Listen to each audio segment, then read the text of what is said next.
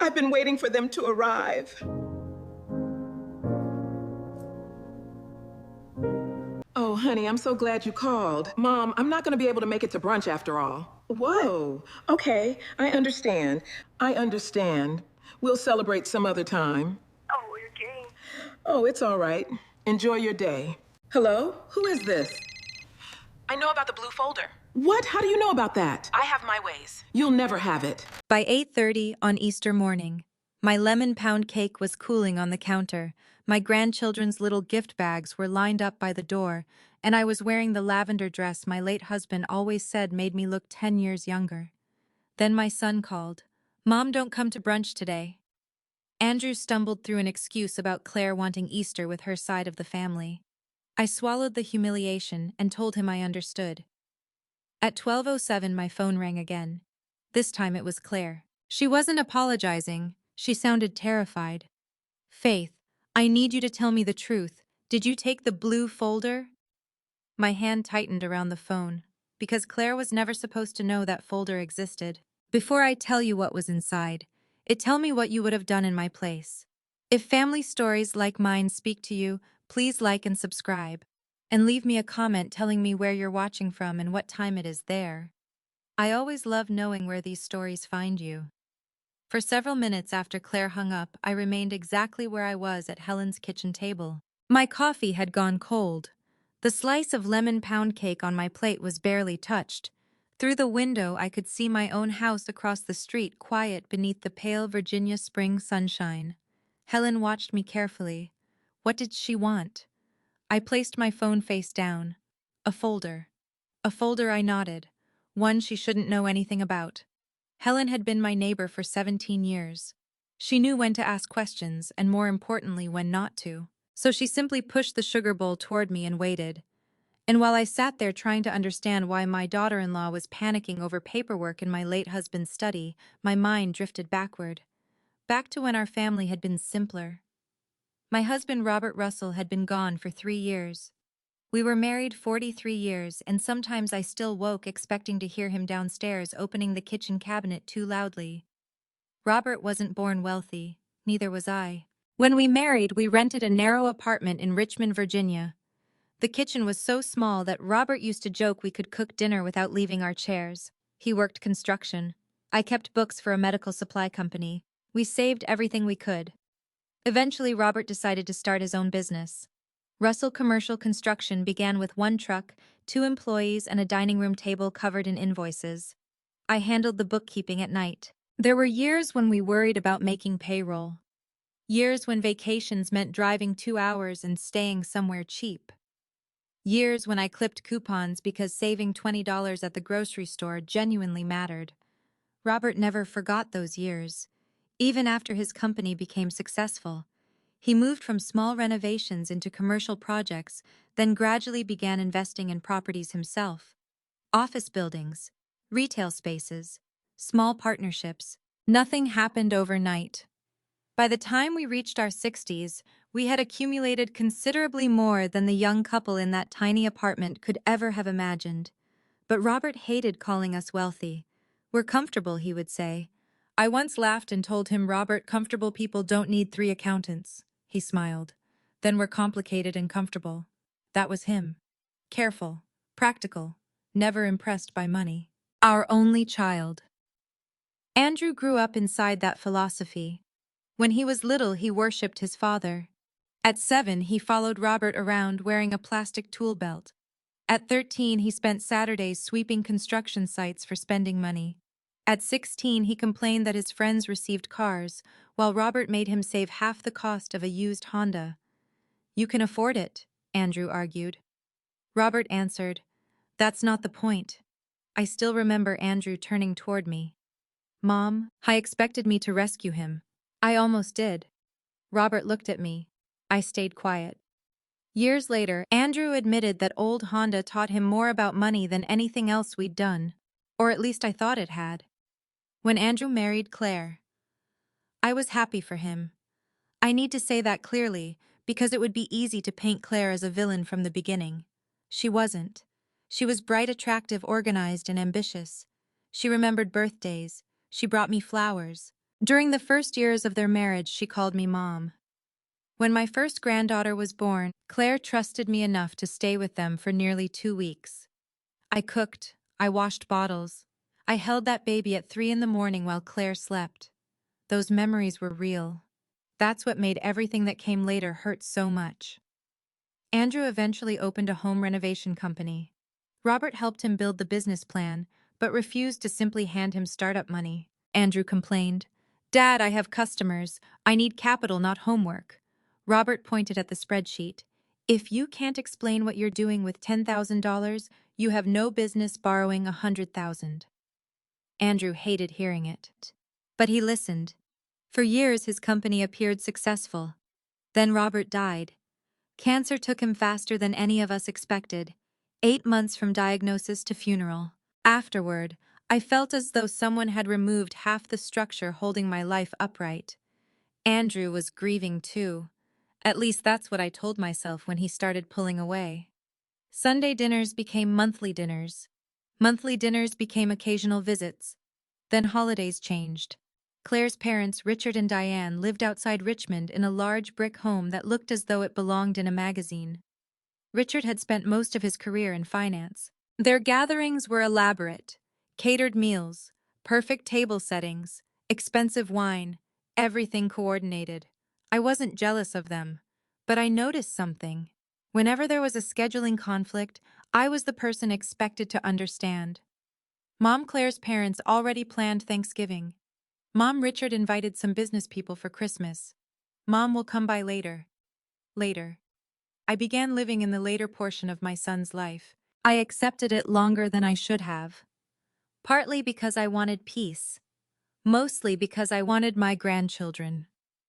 There is a particular weakness that comes with loving grandchildren. You tolerate things from their parents because you're afraid that objecting might cost you access to the children.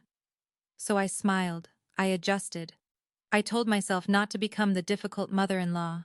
And I kept helping. When my oldest granddaughter entered an expensive school program, I paid part of the tuition.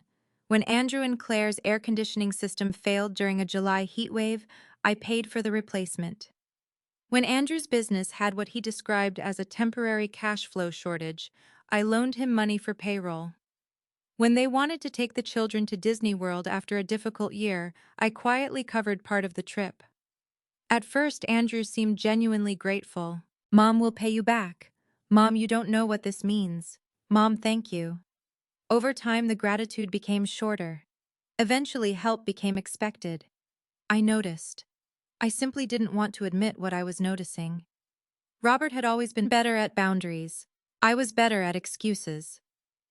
Then about 6 weeks before Easter, Andrew stopped by unexpectedly. We sat at my kitchen table drinking coffee. For 20 minutes we talked about ordinary things, the grandchildren, the weather, a renovation project. Then he glanced toward the hallway leading to Robert's old study. "Mom, you've kept Dad's financial records organized, right?" I looked at him. "Margaret helps me. Margaret Ellis was our longtime attorney." Andrew nodded. "And the commercial properties? What about them? Dad put most of them into the family trust, didn't he?" Something in his tone bothered me. "Yes." He stirred his coffee even though he hadn't added sugar. "And eventually those passed to me." I stared at him. Eventually he immediately smiled. "You know what I mean?" "No, Andrew. I don't. I'm just thinking about estate planning." "Whose estate?" He laughed. "Mom." I didn't laugh. He reached across the table and squeezed my hand. "Claire and I are organizing our own financial stuff." It made me realize I don't actually understand how Dad structured everything. That sounded reasonable, so I let myself believe it. Still, after he left, I stood in the kitchen thinking about one particular word. Eventually. I was 69 years old, healthy, independent, still driving, still gardening, still volunteering at church. Yet my son had begun discussing the financial landscape that would exist when I wasn't in it. I told myself not to be dramatic. 6 weeks later came Easter. I woke early. Andrew had loved my lemon pound cake since he was 12, so I'd made one the night before. That morning I glazed it carefully and placed it on Robert's mother's old cake plate. I had small Easter bags for the grandchildren waiting by the door. I put on my lavender dress. Then at 8:30, Andrew called. Mom, don't come to brunch today. I thought I'd misunderstood. What? There was a pause. Claire wants to keep today to her side of the family. Her side. I looked at the cake. Am I not your side? That's not what I meant. Then what did you mean? Please don't make this harder. Those words did something to me. Not because they were cruel, because they made my hurt sound inconvenient. I swallowed. All right, Andrew. Mom, enjoy Easter. I hung up. Then I stood alone in my kitchen. For years I had adjusted myself to fit whatever space my son left for me. That morning there wasn't even a space. So I changed clothes. I wrapped the cake, and I carried it across the street to Helen, whose daughter lived in California. We ate Easter cake at 11 in the morning and drank coffee like two rebellious teenagers. I was beginning to feel almost peaceful when my phone rang at 12:07. Claire. I nearly ignored it. Something made me answer. Hello, Faith. Her voice was breathless. Not angry, afraid. Claire, I need you to tell me the truth. My stomach tightened. About what? There was noise behind her. Voices, cabinet doors, someone moving quickly. Then Claire asked the question that changed the meaning of my entire morning. Did you take the blue folder? My fingers tightened around the phone. I knew exactly which folder she meant. But Claire wasn't supposed to know it existed, so I asked quietly, what blue folder? Silence. Not confusion, not hesitation. The silence of someone realizing she'd revealed too much. Finally Claire whispered, never mind. Then she hung up. Helen stared at me. What happened? I looked through her front window toward my house. Suddenly being excluded from Easter brunch wasn't the thing hurting me most. Because 6 weeks earlier my son had asked what he would inherit. And now his wife was searching for a folder containing information about my late husband's estate. For the first time, those two things didn't feel separate. They felt connected. And I was beginning to wonder whether Easter brunch had ever really been about family at all. I did not go home immediately after Claire hung up. Every instinct told me to cross the street, open Robert's study, and make sure nothing had been taken. But another instinct, one I had learned after 43 years beside a careful businessman, told me not to move too quickly. Robert used to say, when someone tells you more than they intended, faith, don't interrupt them by showing what you know. So I stayed at Helen's kitchen table. My phone lay beside my plate. Claire did not call again. Not immediately. Neither did Andrew. That silence frightened me almost as much as the question. Helen poured fresh coffee into my cup. Are you going to tell me what this mysterious blue folder is? I looked through the window at my house. It belonged to Robert. Her expression softened. Important, yes. How important I considered that. Not because anyone could steal it and suddenly take something from me. But if someone wanted to understand what Robert and I owned, how he arranged it, and what might happen someday. I stopped. Helen understood. Then it's very important. Yes. The blue folder had been part of Robert's system. My husband organized paperwork the way some men organize tools. Everything had a place. Green folders were insurance. Yellow folders were taxes. Red folders were business records. And blue was estate planning. I used to tease him about it. One Saturday morning, years before his illness, I walked into his study and found colored folders spread across the floor. What are you doing? Making your life easier. You're making my hallway look like an office supply store. He held up a blue folder. This one matters most. Why? Because this is the one you'll need if something happens to me. I immediately frowned. Nothing is happening to you. Robert smiled. Faith, eventually something happens to everybody. I hated those conversations. Robert believed preparing for death was an act of love. I believed talking about death invited it into the room. He was wiser. During the last year of his life, after the cancer diagnosis, the blue folder changed. Robert began adding copies of documents, trust summaries, property schedules, letters from attorneys, notes explaining which assets were owned directly and which belonged to partnerships or trusts. The original signed documents were stored securely elsewhere, but Robert wanted me to have a working set at home. Legal documents are written for lawyers, he told me. This folder is for you.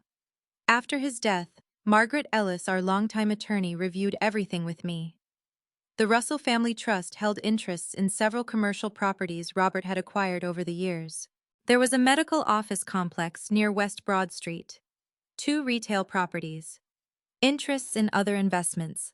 Some assets produced income. Some had increased significantly in value.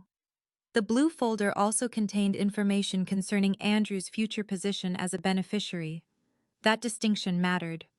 Beneficiary, not owner. Robert had been very precise about words. At the time, I assumed Andrew understood that too. Sitting in Helen's kitchen, I was no longer certain. At around 1:30, I finally stood. I need to check something. Helen touched my arm. Do you want me to come? No. You sure? I nodded. This is something I need to see alone.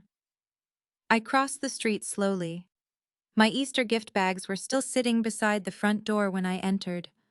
That sight hurt. 3 little pastel bags filled with chocolate books and gift cards for grandchildren who probably had no idea why their grandmother hadn't come to brunch. I left them there. Then I walked down the hallway. Robert's study door was open.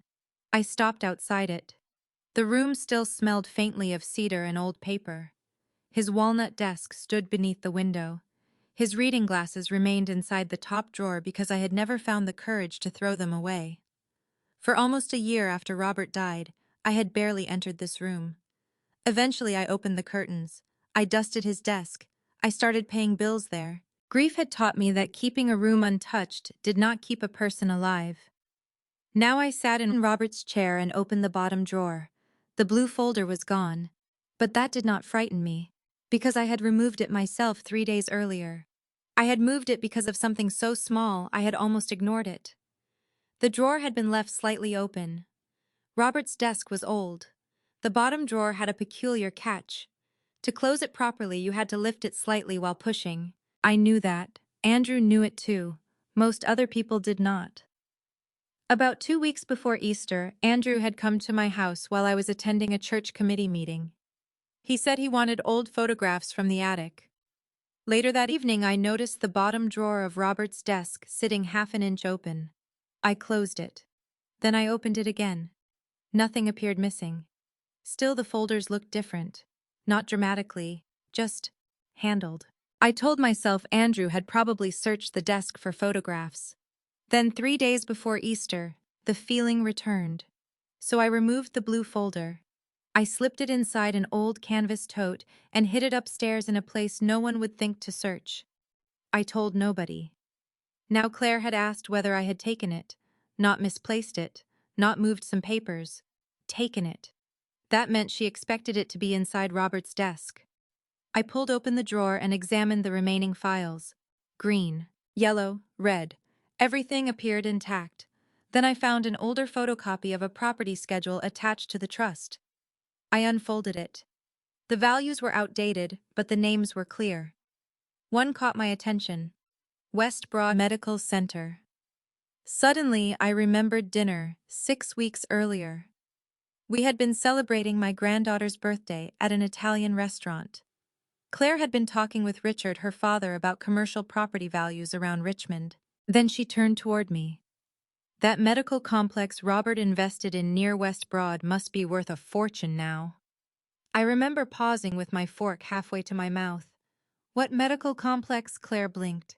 The one Robert owned part of. How do you know about that? She laughed lightly. Andrew must have mentioned it. I accepted the explanation. Why wouldn't I? Andrew knew about some of Robert's investments. But now the memory felt different. The property was listed inside the blue folder. I placed the schedule on the desk. My phone buzzed. Andrew, Mom, call me. I ignored it. 30 seconds later, Claire is upset. I stared at those words. Claire was upset I had been told I wasn't welcome at my own son's Easter celebration, yet somehow Claire's feelings had become the emergency. Another message arrived. We just need to find some paperwork Dad left. We. I typed, what paperwork? The reply came almost immediately. Estate stuff. My pulse quickened. I wrote why. This time the little typing dots appeared and disappeared several times.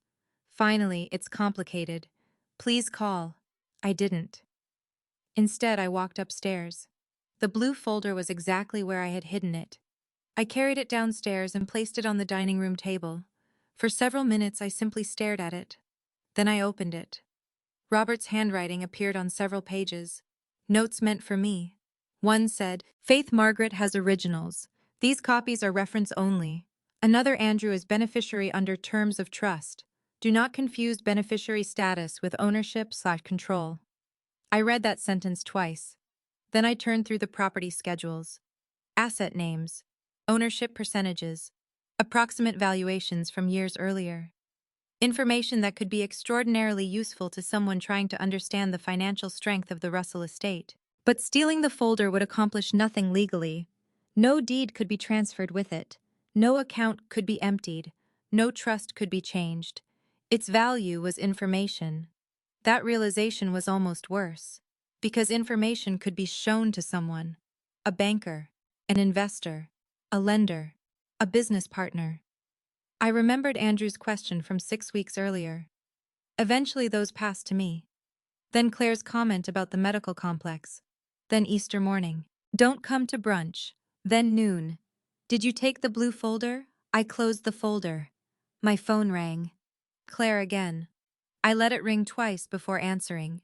Hello, Faith, please. Her voice was lower now. Controlled. Please, what we need to clear this up. Then clear it up. A pause. Andrew says Dad kept some trust information in his study. Robert was your father-in-law, Claire. Not your father. Another pause. Fine. Robert. What information? Property records. Why, it's nothing bad. I hadn't accused her of anything bad. That answer told me more than she realized. Claire. How do you know what was in Robert's blue folder? Silence. Then she said Andrew told me. When I don't remember. Before or after you went through Robert's study. Her breathing stopped. Only for a second. But I heard it. What are you talking about? I didn't answer. Instead, I asked, why were you looking for the folder today? We weren't looking for it. You called me asking whether I took it. That's not the same thing. It was exactly the same thing. Goodbye, Claire. Faith, wait. I hung up. My hands were trembling now. Not from fear. From the sickening realization that someone I loved had entered my private space and searched through my dead husband's records. I carried the blue folder upstairs again. This time I did not return it to the same hiding place. I moved it somewhere safer. Then I returned to Robert's study and sat behind his desk. I looked at the drawer, at the files, at the chair where my husband used to spend Sunday evenings organizing our lives. One question kept repeating in my mind. How did Claire know where to look? Then another memory surfaced. Andrew had once had an emergency key to the house. Not once. Still did. I had never asked for it back. Suddenly I remembered exactly why he had been inside my house 2 weeks earlier. He had said he wanted childhood photographs. I looked toward the ceiling, toward the attic, then back at Robert's desk. The photographs were upstairs. The blue folder was down here. And for the first time I wondered which one my son had really come looking for. The emergency key had been Andrew's idea. Years earlier. Robert and I had taken a trip to Charleston for our anniversary, and while we were gone, a pipe beneath the kitchen sink started leaking. Our neighbor noticed water near the back door, but no one could get inside until a locksmith arrived. After that, Andrew insisted on keeping a key. What if something happens when you're away? Robert handed him one. Emergencies only. Andrew held up 2 fingers like a Boy Scout. Promise. That memory hurt now. Because I had never asked for the key back. Not after Robert died. Not after Andrew began visiting less. Not even after I installed the smart doorbell Andrew himself had recommended. My son had unrestricted access to my home because it had never occurred to me that protecting myself might include protecting myself from him. I sat at Robert's desk and opened the security app on my phone. Technology and I had never been close friends. When Andrew installed the doorbell, I complained that I didn't need a machine telling me when someone was standing on my porch. He laughed. You'll love it. I already have Windows, Mom. What? Please humor me. So I did. Now I was grateful. I scrolled backward through the recordings until I reached the Thursday 2 weeks before Easter. That morning, Andrew had called around 10. Mom, are you home this afternoon? Number church committee meeting. What time? I remembered teasing him. Are you planning a robbery? He laughed. I want to grab some childhood pictures from the attic. Claire's making a family photo wall. I had been delighted. There were boxes upstairs I'd been asking him to sort through for years. Use your key. You sure, Andrew, you don't need permission to take your own baby pictures? I regretted those words now. At 1:18 p.m., the security footage showed Andrew's SUV entering my driveway. He stepped out alone. No box. No bag. Nothing unusual. He walked toward the door, unlocked it, and disappeared inside. I watched the next clip. At 1:26, another vehicle arrived. Claire's. I stopped the video, then replayed it. There was no mistake. Claire climbed out carrying a large leather handbag. She approached the door. Before she knocked, Andrew opened it from inside. They exchanged a few words the microphone didn't capture. Then she entered. I stared at the frozen image. Andrew had never mentioned Claire was coming. Maybe that didn't matter. Maybe she was helping him choose photographs. I wanted that explanation. I wanted it so badly that for several seconds I almost closed the app. Then I remembered Robert's desk drawer, half an inch open. I continued watching. At 2:47, Claire emerged. Her handbag was tucked beneath her arm. Andrew appeared 5 minutes later carrying one small cardboard box. 90 minutes. They had spent nearly 90 minutes inside my house. I stood. My heart was beating too fast. I walked upstairs to the attic. The boxes of photographs sat exactly where they always had. One had been moved. I opened it. Old albums, school pictures, photographs of Andrew holding baseball trophies. Nothing strange. Perhaps he'd truly come for pictures. But 90 minutes. And why had Claire needed the blue folder? I returned downstairs. This time I searched the recordings more carefully. Most were useless. Cars passing, delivery drivers, a squirrel that apparently considered itself suspicious enough to trigger the camera. Then I found a clip recorded at 2:03 that afternoon. A delivery truck had stopped near my driveway, activating the camera. Andrew and Claire were still inside. The camera showed nothing except the front yard. But when I increased the volume, I heard faint voices through the house. I held the phone close. Claire, values aren't current. Then Andrew said something too muffled to understand. Claire again. Still enough to show him. I froze. Show him. I replayed it. The same words. Still enough to show him. Who was him? I saved the clip. Then another. Then screenshots showing both their cars. My sadness was changing shape. Until that moment, part of me had been hoping for a misunderstanding. Now I had evidence that Andrew had lied about who was inside my house. Evidence that Claire had been discussing values, and a phone call proving she knew about the blue folder. I called Andrew. He answered on the first ring. Mom, finally. Where are you? Home. Why is Claire there? Yes. Anyone else? He hesitated. Why just answer me? Her parents are still here. Still. Easter brunch had apparently stretched well into the afternoon. Can Claire and I come over? He asked. No. Mom, come on. No. He exhaled. This is getting ridiculous. I almost laughed. What exactly is ridiculous? The folder situation. What folder situation? You know what I'm talking about. I'd like you to explain it. Dad's estate folder. There it was. Why do you need it? We don't need it. Then why did your wife call me in a panic? She wasn't in a panic. I heard her voice. She's stressed. About paperwork that doesn't belong to her. His tone hardened. Mom, it concerns me too. Does it? I'm Dad's son. And I was his wife. That isn't what I meant. I looked around Robert's study. His books, his old desk lamp, the photograph of Andrew graduating from college that Robert had kept beside the window. At 8:30 this morning, you told me not to come to Easter brunch. Mom, by noon your wife was asking about documents from my house. Those things aren't connected. That answer came too quickly. I said nothing. Andrew filled the silence. Claire wanted today with her family. I'm your family. You know what I mean? No, Andrew. I'm discovering that I don't. Someone spoke in the background. A man. Older. I couldn't understand the words. Is that Richard? Another pause. Yes. Claire's father. The man who had spent most of his career in finance. Suddenly, Claire's words from the recording echoed in my mind, still enough to show him. Andrew, did you go into your father's study 2 Thursdays ago? Silence. What, you heard me. I went to get photographs. That wasn't my question. I was probably in the study at some point. Why? Looking around. For photographs. Mom, what is this? Was Claire in Robert's study? Another silence. Longer. What difference does that make? My stomach tightened. A considerable difference. You're acting like we broke into your house. You entered with a key I gave you for emergencies after telling me you were going into the attic. You told me to use the key to retrieve photographs, and I did. Did you open Robert's desk? His voice changed. Not much, but enough. I don't remember. I almost smiled. Andrew remembered business numbers from 5 years earlier. He remembered football scores.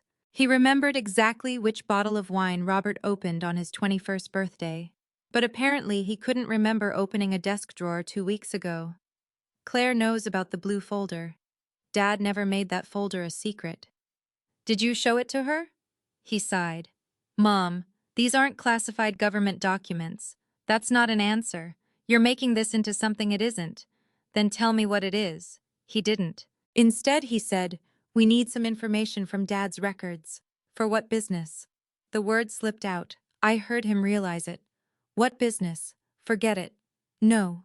You just told me something from your father's trust is connected to business. Whose business? I didn't say that. You just did. Claire said something behind him. Then Richard's voice again. Andrew lowered his voice.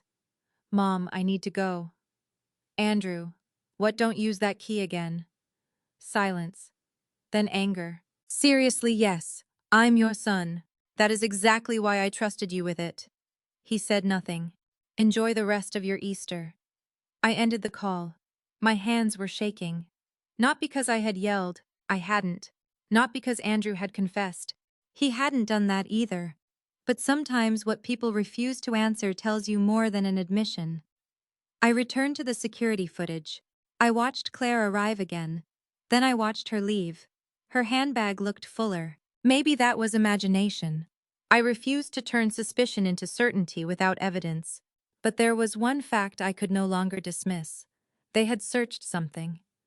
The next morning I called a locksmith and had the exterior locks changed. I didn't tell Andrew.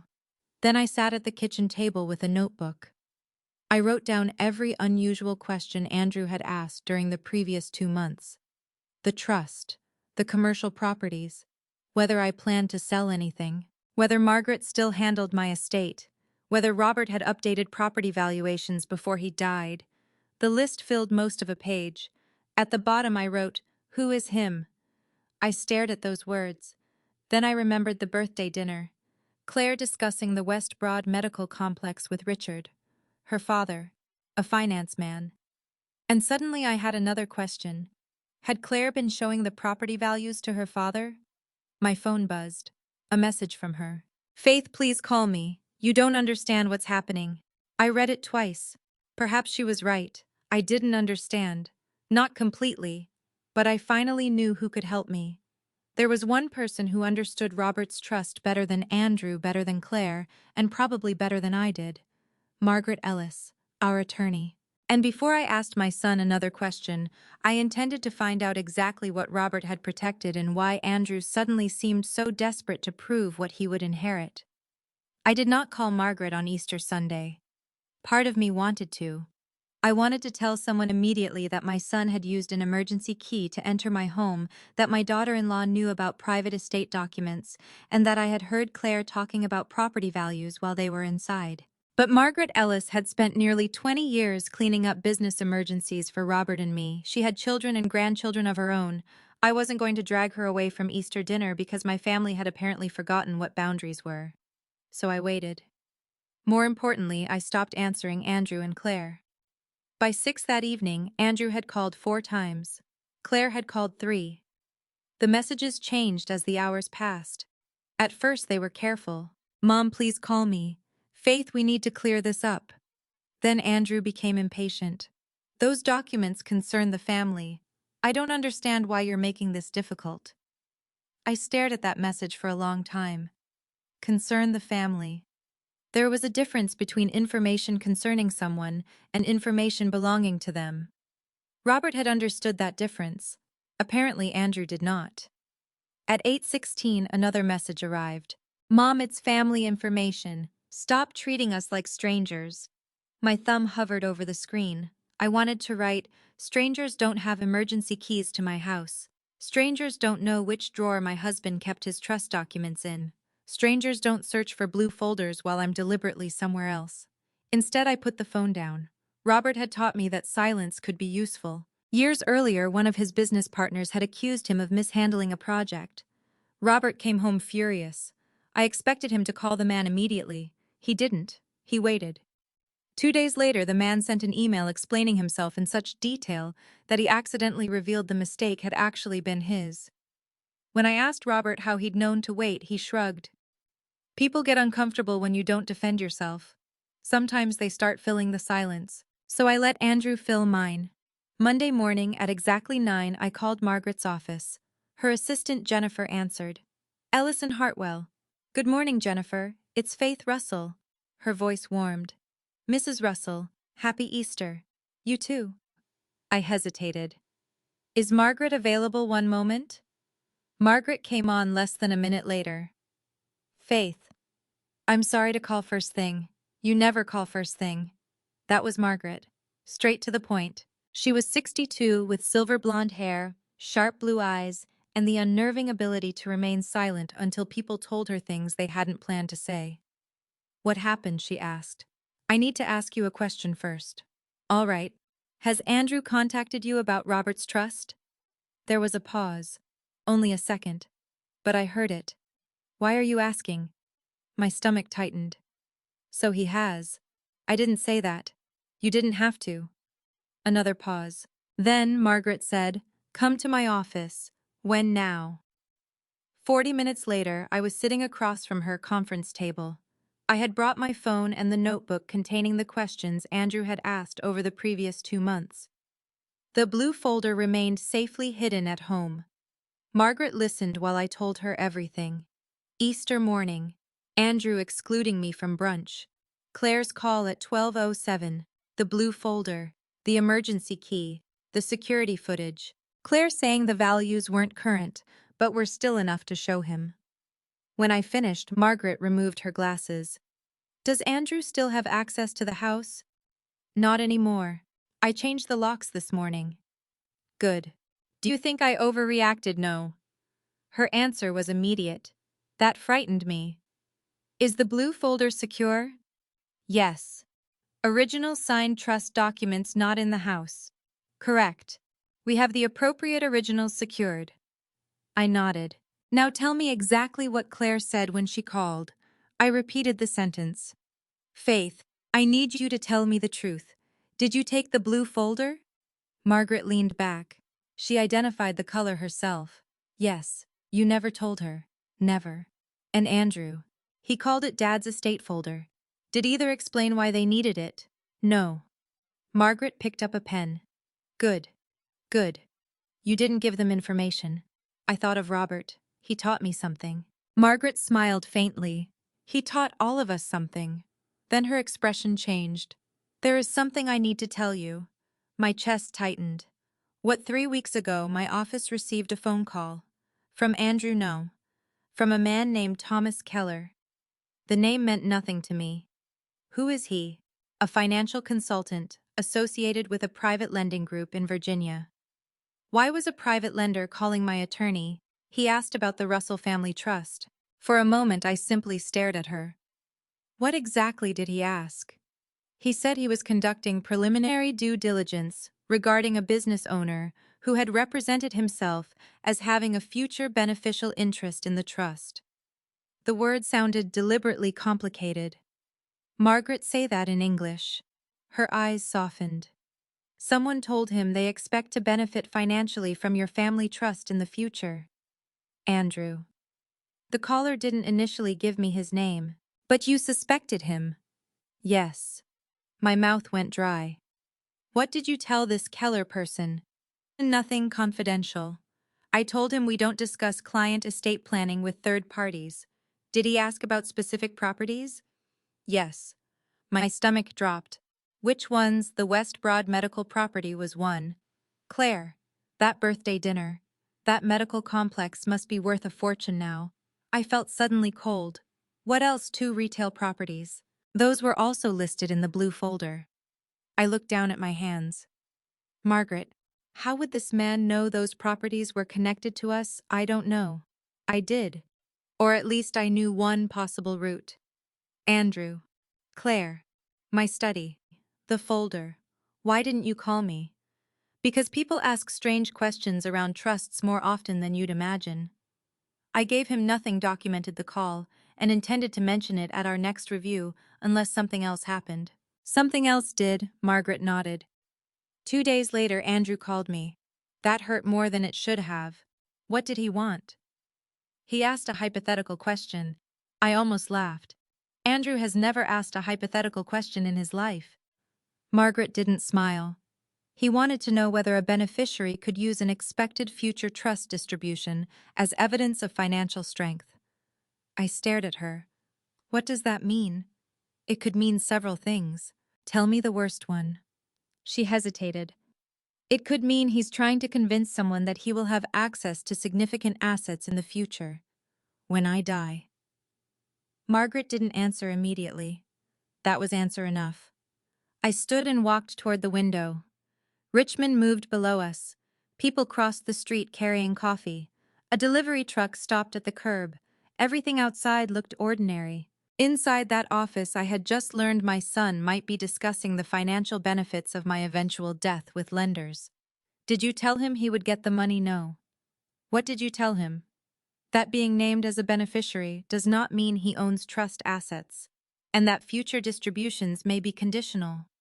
I turned. Conditional. Margaret looked at me carefully. We'll get to that. No. Get to it now. Faith, I want to review Robert's final trust language before I tell you anything from memory. I didn't like that answer, but I trusted her. Did Andrew seem worried? Yes. About what he wouldn't say. I returned to my chair. What should I do? For now, nothing. I stared at her. My son searched my husband's desk. I know. My daughter-in-law apparently photographed or read property information. Possibly. And some private lender is asking questions about assets connected to my trust. Yes. And you want me to do nothing? No. Margaret leaned forward. I want you to do something very difficult. I want you to avoid confronting Andrew until we know exactly what he's represented to other people. That distinction silenced me. She pointed toward my phone. Forward me the relevant security footage. Send screenshots of the messages. And don't give Andrew the folder. I won't. Don't tell him where it is. I won't. Then she asked, how is Andrew's business doing? As far as I know, well. As far as you know, I thought about that. He's always busy. That wasn't my question. No, I admitted. I suppose it wasn't. Has he asked you for money recently? Not recently. Previously last year. How much? $35,000. Margaret's eyebrows rose. For payroll. He said a client payment was late. Did he repay you? 20,000. And the rest, he said he'd handle it. When I looked away, I stopped asking. Margaret wrote something down. For the first time, I wondered whether my generosity had prevented me from seeing something Robert would have noticed immediately. Before I left, Margaret said, Faith, there's one more thing. I turned. Has Andrew ever directly asked what happens to the trust after you die? The question landed heavily. 6 weeks ago. I told her about the coffee in my kitchen, the commercial properties. Eventually those passed to me. Margaret became very still. What I need to read Robert's trust again. You keep saying that. Because there are provisions in it Andrew may not understand. What provisions I won't guess from memory. She closed her notebook. Give me 24 hours.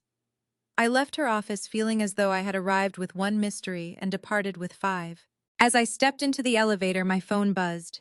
Andrew, Mom, please, we need that folder before tomorrow morning. I stared at the message. Before tomorrow morning. Not someday. Not whenever I had time. They had a deadline. I forwarded the message to Margaret. Then I typed one sentence to Andrew. Why? The reply came less than a minute later. Because other people are involved now. I read those 6 words twice. Other people. That was the moment I understood the blue folder wasn't simply about family curiosity. Someone outside our family was waiting for the information inside it. And whatever Andrew had promised them, time was running out. I barely slept that night. At 2 in the morning, I was standing barefoot in my kitchen, making chamomile tea I didn't want. At 3:15, I was staring at the ceiling. At 4, I gave up pretending sleep was coming. There are thoughts a mother can push away during daylight because there are dishes to wash, errands to run, and people to speak to. At night, there is nowhere for them to hide. I kept seeing Andrew as a boy, 10 years old, sitting beside Robert on the garage floor while they repaired a lawnmower. 16, furious because his father refused to buy him a new car. 22, standing in his graduation gown with Robert's arm around his shoulders. 30, nervous before his wedding, asking me whether I thought he would be a good husband. Then I saw the man from Easter Sunday. The man asking for documents connected to what he expected to receive after I died. I couldn't make those versions of my son fit together. At 7:14 Tuesday morning, another message appeared. Mom, please call before 10. This is important. I did not answer. At 8:53, Margaret called. Can you come in? Her tone told me she had found something. How soon? Now would be good. I was dressed and out the door within 15 minutes. When I entered Margaret's conference room, several pages were spread across the table. She had coffee waiting for me. That frightened me too. Margaret only prepared coffee before difficult conversations. Sit down, Faith. I've decided lawyers should stop saying that. She smiled faintly. Robert used to say the same thing. I sat. Margaret folded her hands. Andrew's business is in trouble. There was no dramatic introduction, no softening, just the truth. How much trouble? Potentially serious. I looked at the documents. Russell Home and Design. Andrew had started the company 14 years earlier. Initially, he renovated kitchens and bathrooms, then entire houses. Eventually, he hired crews and began taking larger projects. For years, he seemed successful. At Christmas, he talked about expansion. At birthdays, he complained about having too much work. I had interpreted busyness as prosperity. Apparently, that had been a mistake. Margaret pointed toward one document. Andrew expanded aggressively over the last 4 years. I know. Do you know how he financed the expansion? I shook my head. Equipment leases, lines of credit, short-term business borrowing. At least one personal guarantee that I can identify from available records. Personal guarantee. If the company cannot meet certain obligations, Andrew may be personally responsible. My stomach tightened. How much? I don't have enough information to give you an accurate number. Guess. Margaret shook her head. I won't do that. Robert had loved that about her. I currently found it irritating. She moved another page toward me. Last year, Russell Home and Design took on a commercial renovation considerably larger than their usual projects. I remembered. Andrew told me about it. What did he say? That it would change everything. Margaret's expression told me the sentence had been correct for all the wrong reasons. What happened? From what I can determine, there were delays, cost overruns, and a dispute over payment. I don't know who was legally at fault, and I don't want to speculate. Did Andrew lose money? It appears so. How much? Enough to create a significant cash flow problem. I thought about the $35,000 I'd loaned him. Was that why he needed payroll money? Possibly. That was almost a year ago, which suggests the problem may have been developing longer than you realized. I leaned back. Why didn't he tell me? Margaret looked at me. Would you have helped him? I opened my mouth, closed it, then answered honestly. Yes. How much? Whatever I thought would save him. There was the truth. Not the flattering version of motherhood, the dangerous version. For years, whenever Andrew stumbled, I had tried to place something soft beneath him. Money, time, excuses. Robert had loved our son just as fiercely, but he believed consequences were part of raising a responsible man. I often believed consequences were something a mother should prevent. Perhaps Andrew had learned exactly which parent to ask. What about their house? I asked. Margaret looked at another document. It appears heavily leveraged. I frowned. They bought that house 7 years ago. There's the original mortgage and later secured borrowing. I pictured their home. 5 bedrooms, a remodeled kitchen, outdoor fireplace. Claire had replaced perfectly good countertops because she said the old ones made the house look dated. The previous summer they'd added a patio. Andrew drove a new SUV. Claire had a luxury crossover. Their children wore expensive clothes. Every photograph looked successful. Are they broke? I didn't say that. Margaret. I said they're under substantial financial pressure. That's lawyer language for yes. It's lawyer language for I don't know enough to say yes. Despite everything, I smiled. Then the smile disappeared. Why private lenders? If conventional lenders believe a borrower is already carrying significant risk, that borrower may seek financing elsewhere. And that's where Thomas Keller comes in. Possibly. The consultant who had called Margaret asking about Andrew's future interest in the Russell Family Trust. I stared at the paperwork. What could Andrew offer them? That is exactly what concerns me. The company. Perhaps. The house. Already leveraged. I knew the answer before I asked. My inheritance. Margaret corrected me gently. His expected inheritance. The distinction mattered, very much. But you told me he can't pledge assets he doesn't own. He cannot legally pledge trust property as though it belongs to him. Then why would a lender care? Because lenders evaluate more than collateral. They evaluate financial circumstances, expected liquidity guarantees, relationships, future resources. I felt sick. So Andrew tells someone his mother controls valuable property and eventually he'll receive it. Potentially. And that makes him look safer. It could. I stood and walked toward the window. He's planning around my death. Margaret didn't respond. She didn't need to. My phone rang. Claire. I looked at Margaret. Answer it. I did. Hello. Faith. Claire sounded exhausted. Not angry this time. Scared. We need to stop doing this. Doing what? This whole situation. You mean the situation where you searched my husband's desk? We didn't search your house. Then how do you know about the blue folder? A pause. Andrew showed it to me. When? Faith, does that matter? Yes, she sighed. We need some information from it. For what? I already told you, it's business. Whose business? Andrew's. Finally, a direct answer. I looked at Margaret. She was writing. What does Robert's trust have to do with Andrew's company? It doesn't directly. Then indirectly. Silence. Claire. Richard is helping us. Her father. The retired finance executive. Helping you do what? Arrange financing. I sat slowly. For Andrew's company, yes. Why didn't Andrew go to a bank? Another silence. That told me plenty. Claire, are you in financial trouble? We've had a difficult year. How difficult? Andrew should explain that. I'm asking you. Her voice tightened. We could lose the company. There it was. Not inconvenience. Not a temporary cash flow issue. The company. For one dangerous second, instinct took over. My son was drowning. I had money. I could help. I could call Margaret and arrange a transfer. I could make the fear disappear.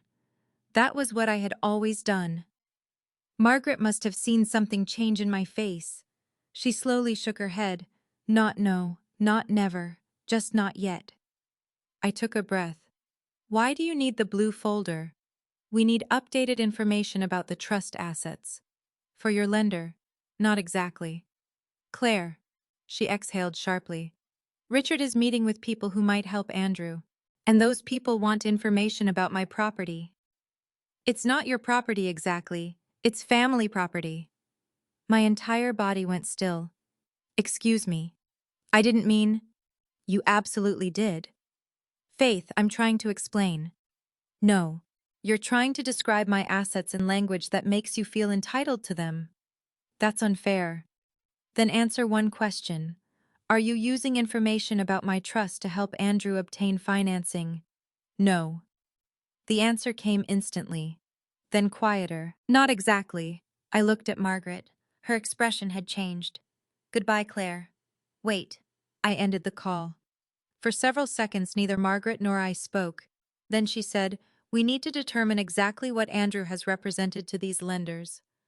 How?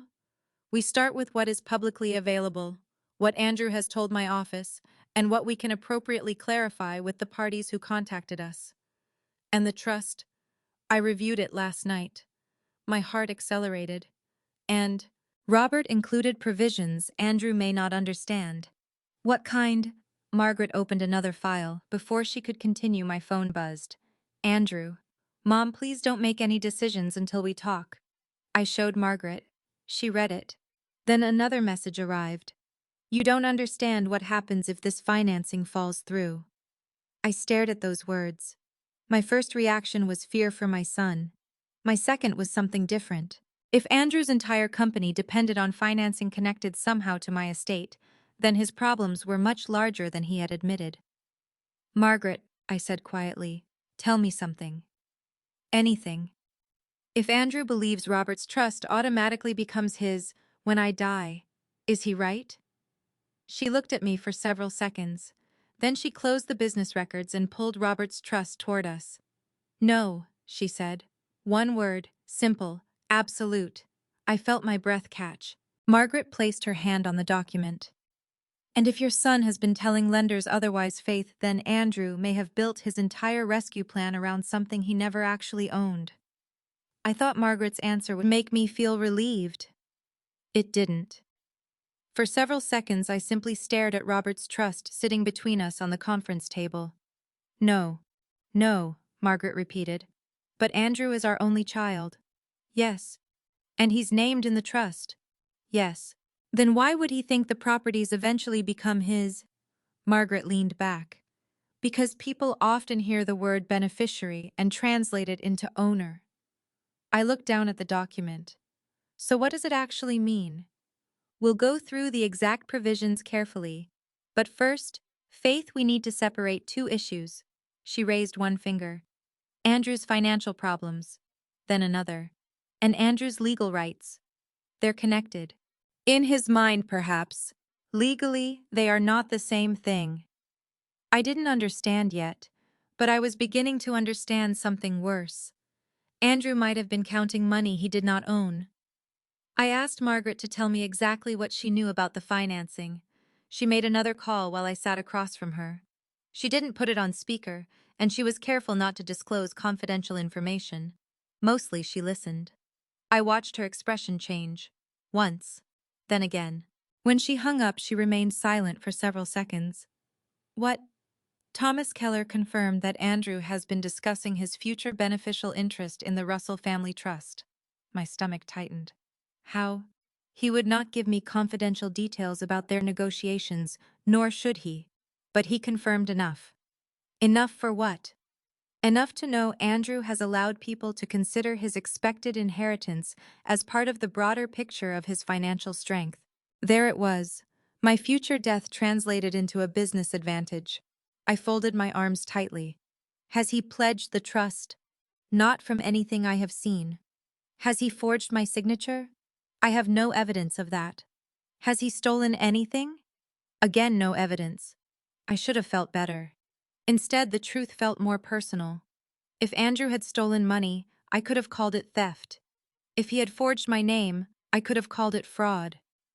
But this was harder to name. He had apparently sat in rooms with lenders and spoken about the wealth he expected to receive after I was gone. I wasn't dead. I wasn't sick. I was sitting in an attorney's office wearing the blue cardigan I'd bought 2 weeks earlier, and my son had already turned my absence into part of a financial plan.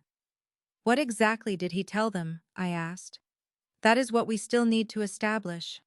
Could he have told them he owns the properties? If he did, that would be much more serious. But we do not know that. I appreciated Margaret's caution, even though I hated it. She would not let my hurt become evidence. That was probably why Robert trusted her. Then what do we know? Margaret began listing facts. Andrew's company needed financing. Traditional borrowing appeared strained. Richard was helping him connect with private financing. Someone associated with that financing had asked about the Russell Family Trust. Specific properties listed in the blue folder had been mentioned. Andrew had asked Margaret whether future trust distributions could demonstrate financial strength. And Claire had admitted they needed asset information from the folder. None of those facts alone proved wrongdoing. Together they formed a picture I could no longer ignore. Why would they need the folder if Andrew already knew he was a beneficiary? Credibility. I frowned. Margaret explained. If you're trying to persuade someone that substantial assets exist, details help. Property names, ownership structures, historical values. Proof. Something resembling proof. I remembered the recording. Claire's voice inside my house. The values aren't current. Still enough to show him. I suddenly felt nauseated. She was probably photographing the property schedule. Possibly. For her father. Possibly. For the lender. Possibly. I stood. Stop saying possibly. Margaret didn't react. What would you prefer I say? The truth. I am telling you the truth. We have strong reasons to be concerned, but we don't yet know exactly who saw what. That calmed me.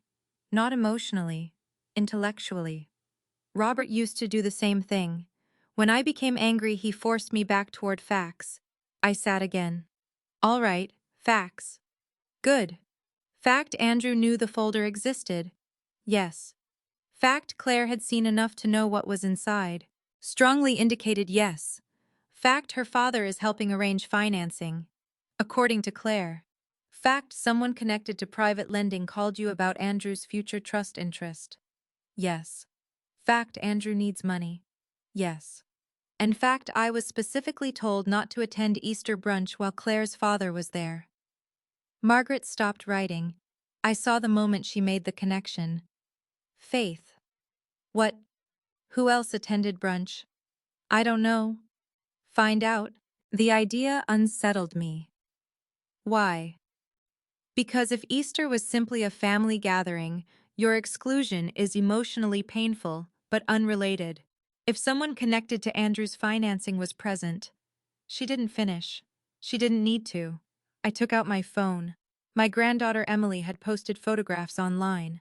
I hated using her pictures as evidence, but I needed to know. There they were. Easter table, flowers, pastel napkins, Claire smiling beside her mother, Andrew carving ham, Richard holding a glass of wine. I moved through the pictures. Then I stopped. At the far end of the table sat a man I didn't recognize. Gray suit jacket, open collar, perhaps late 50s. Another woman sat beside him. Margaret. I turned the phone toward her. Do you know him? She studied the image. No. I zoomed in. There was another photograph taken outside. Andrew Richard, the unknown man. The three of them standing near Richard's car. Not proof, but enough to make my heart beat faster. I sent the image to Margaret. Don't contact anyone, she said. I wasn't planning to. That was a lie. I wanted to call Andrew immediately. Instead, I waited. At 11:30, he called me. This time I answered. Mom. Andrew. Can I come over? No. Why? Because I'm not ready to see you. He was silent. Then his voice softened. I'm sorry about Easter. I closed my eyes. 24 hours earlier, that apology might have broken me. Now it sounded strategically timed. Why wasn't I invited? I told you. Claire wanted. No. I interrupted him. Don't repeat that. What do you want me to say? The truth. He exhaled. Mom, this isn't some conspiracy. I didn't say it was. You've changed the locks. Yes. Claire's furious. Claire does not live in my house. Neither do I. Correct. That stopped him. Then he said, we're under pressure. Financial pressure. Silence. Claire told me.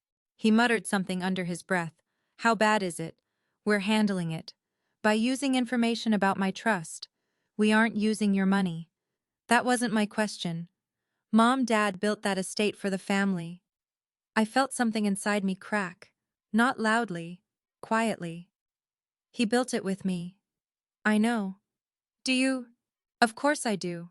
Because you keep talking as though Robert left a pile of money sitting in a waiting room with your name on it. That's not fair. Then explain what's fair.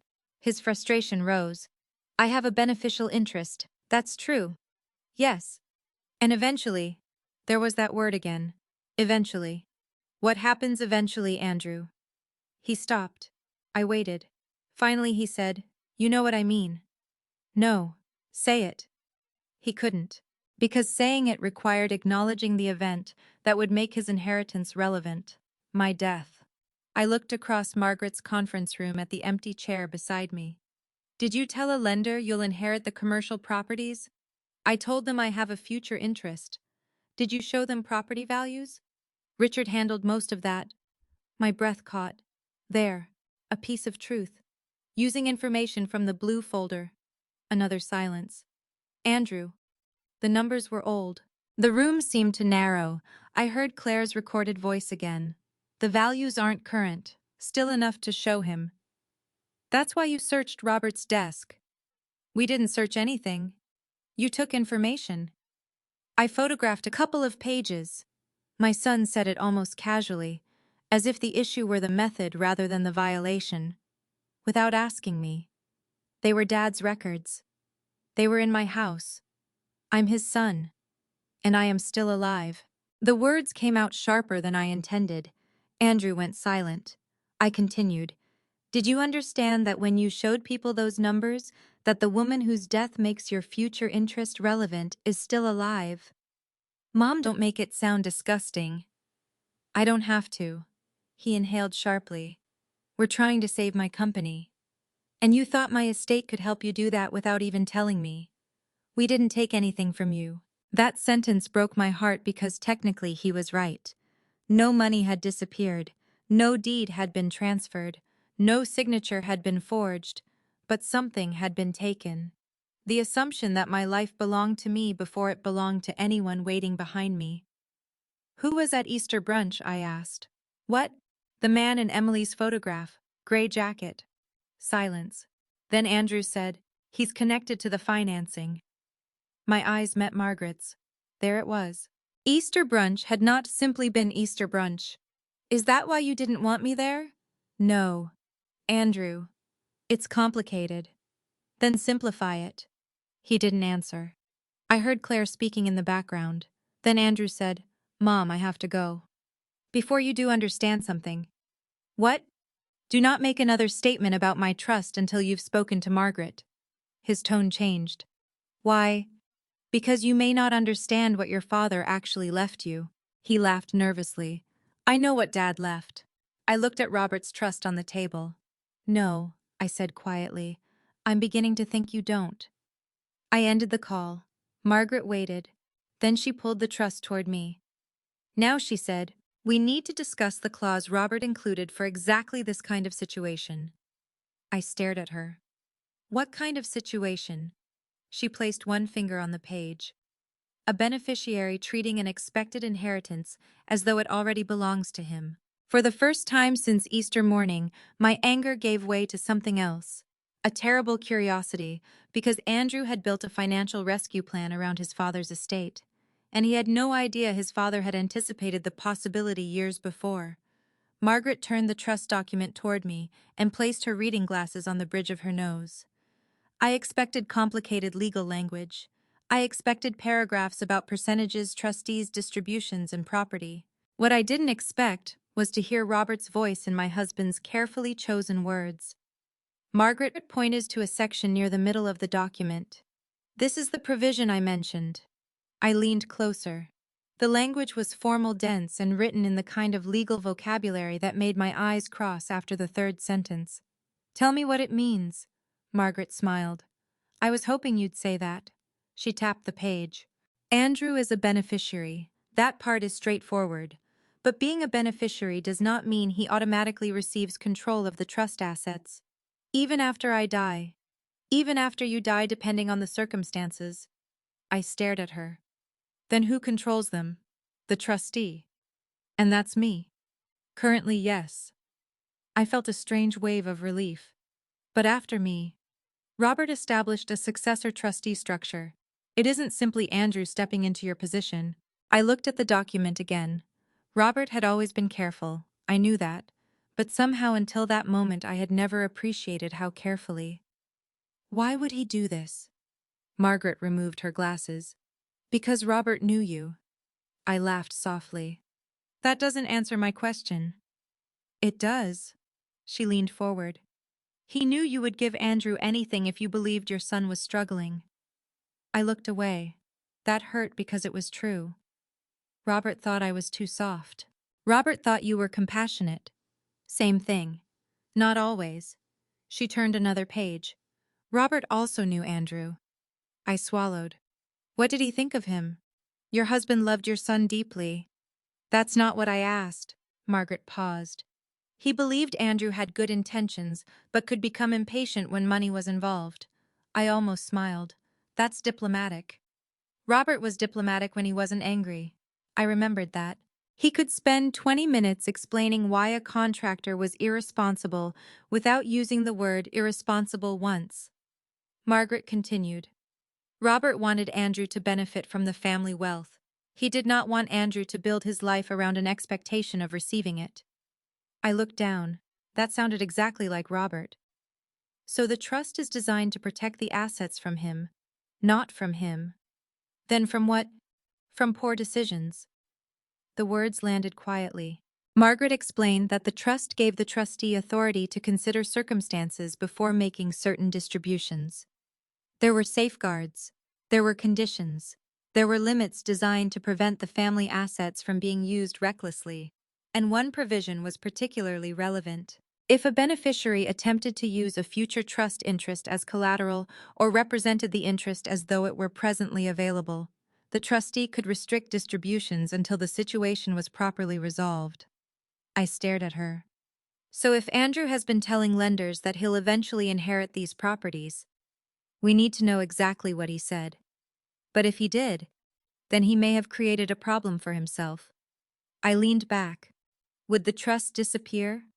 No. Would Andrew be disinherited? Not automatically. Then what happens? His expected distributions could be delayed or structured differently depending on the circumstances. I let out a slow breath. That was the emotional justice I had secretly wanted. Then I realized something. I didn't want Andrew punished. I wanted him to understand. There was a difference. What about the properties themselves? They remain protected according to the trust. And the medical complex, still protected. The retail properties, same. And he can't sell them, not because he expects to inherit them. I nodded. The relief was real. But it didn't last long, because another question appeared. Margaret, why did Robert include that clause? She looked at me for several seconds. Do you remember his cousin Daniel? I thought back. Daniel had been Robert's cousin on his mother's side. Daniel who owned the restaurants. Yes, I remembered. Daniel had inherited money from his father. He had borrowed heavily against what he expected to receive from another family investment. Then the investment collapsed. Daniel spent years trying to recover. Robert had been deeply affected by it. He told me about Daniel, I said. Margaret nodded. Robert watched him turn an inheritance into an expectation, then turn that expectation into debt. I looked at the trust again. So Robert learned from it. Yes. And he made sure Andrew couldn't do the same. Exactly. I sat quietly. Suddenly Easter morning made even more sense. Andrew wasn't simply searching for information. I was searching for information that would help him convince someone that his future was financially secure. But there was something else I needed to understand. Why was Easter brunch important? Margaret looked at me. You told me Richard was there. Yes. And the man connected to the lender. Andrew admitted he was connected to the financing. Then Easter may have been a meeting disguised as a family event. The thought made my stomach twist. I remembered the photographs, the elegant table, the ham, the flowers, my grandchildren smiling, Richard beside the unknown man, Andrew standing behind them, and me sitting at home across the street with a cake I had made for people who were discussing my estate. I closed my eyes. For a moment I felt humiliated all over again. Then something inside me shifted. I was no longer the woman who had been excluded. I was the person they needed information from. That difference mattered. What should I do? I asked. Nothing impulsive. I've changed the locks. That wasn't impulsive. I want to confront Andrew. Not yet. Why? Because if he's already made representations to a lender, we need to know exactly what those representations were. And how do we find out? Margaret thought for a moment. We can ask for clarification through appropriate channels. But first, I want you to understand something. What? You are not responsible for saving Andrew's business. I looked at her. I know. She raised an eyebrow. You don't sound convinced. I laughed. Maybe I don't know. Margaret closed the trust. You have spent years helping him every time he had a financial problem. I was his mother. Yes. And if my son is in trouble, I want to help. I know. That's what mothers do. Sometimes. The word was gentle but firm. I looked toward the window. Robert would have agreed with her. He used to say, if you always catch someone, Faith, eventually they'll stop learning how to stand. I had hated hearing it when Andrew was younger. Now it sounded less harsh. It sounded like love with boundaries. My phone buzzed. A message from Andrew. Can we please meet tonight? I showed Margaret. She nodded. Meet him. Here. Public place. Why? Because you need to hear what he says without giving him access to your home. I agreed. We chose a small restaurant near the river. Before I left Margaret's office, she stopped me. Faith, I turned. Don't tell him about the trust provision yet. Why? Because I want to know what he thinks he has promised. I understood. If I told Andrew immediately that Robert had protected the trust from exactly this behavior, he might change his story. I needed the truth before he had time to prepare it. That evening, I arrived at the restaurant 10 minutes early. Andrew was already there. He looked exhausted. His shirt was wrinkled. His eyes were red. For the first time in months, he looked like my son again. Not the businessman, not the husband, not the man discussing inheritance with lenders. My son. I almost cried. He stood when he saw me. Mom. I sat. Thank you for coming. What happened to your company? He looked down. We're in trouble. How much? I don't know. That's not true. He rubbed his forehead. We need financing. I know. He looked up sharply. Who told you? Does it matter? Yes. Margaret. His shoulders dropped. Of course. Andrew, tell me the truth. I am. Did you tell a lender that you would eventually receive assets from Dad's trust? He looked away. That was my answer. How did you describe them? Mom. How? I said I had a future beneficial interest. Did you show them property values? He didn't answer. Did Claire? Still nothing. I felt the disappointment spreading through me. Not anger, disappointment. Why didn't you come to me? He finally looked at me. Because I knew you'd say no. That sentence hurt more than any accusation. Did you even ask? No. Why? Because I didn't want to hear you tell me Dad was right. I stared at him. Right about what? About me. His eyes filled with tears. For a moment, the restaurant disappeared. There was only my son sitting across from me carrying the weight of a business he had built and a mistake he had hoped to hide. What did your father say about you? Andrew swallowed. He said I wanted things too quickly. I said nothing. He said I was always looking at the next thing instead of protecting what I already had. His voice cracked. I thought I proved him wrong. I reached across the table but stopped before touching him. And did you? He shook his head. No. For a few seconds, neither of us spoke. Then he whispered, Mom, I need the company to survive. I know. I thought if I could show them what I was eventually going to inherit, they'd give me enough time. Who are they? Private lenders. And Richard. He introduced me. Claire. She knew. Did she take pages from the blue folder? Andrew looked at the table. She photographed some of the property schedules. My heart sank. Without asking me. Yes. Why? Because we thought we could use them to demonstrate that I wasn't going to be broke forever. I closed my eyes. That sentence said everything. They had not simply needed money. They had needed the future, my future. I opened my eyes. Andrew, you have made a serious mistake. I know. You haven't stolen my property. No. You haven't legally inherited it. I know. But you built a financial promise around something you don't control. He nodded. Yes. And if you can't repay those lenders, he looked at me. I could lose the company. What about the house? His eyes dropped. We might lose that too. I felt the old instinct rising again. Built a financial promise around something you don't control. He nodded. Yes.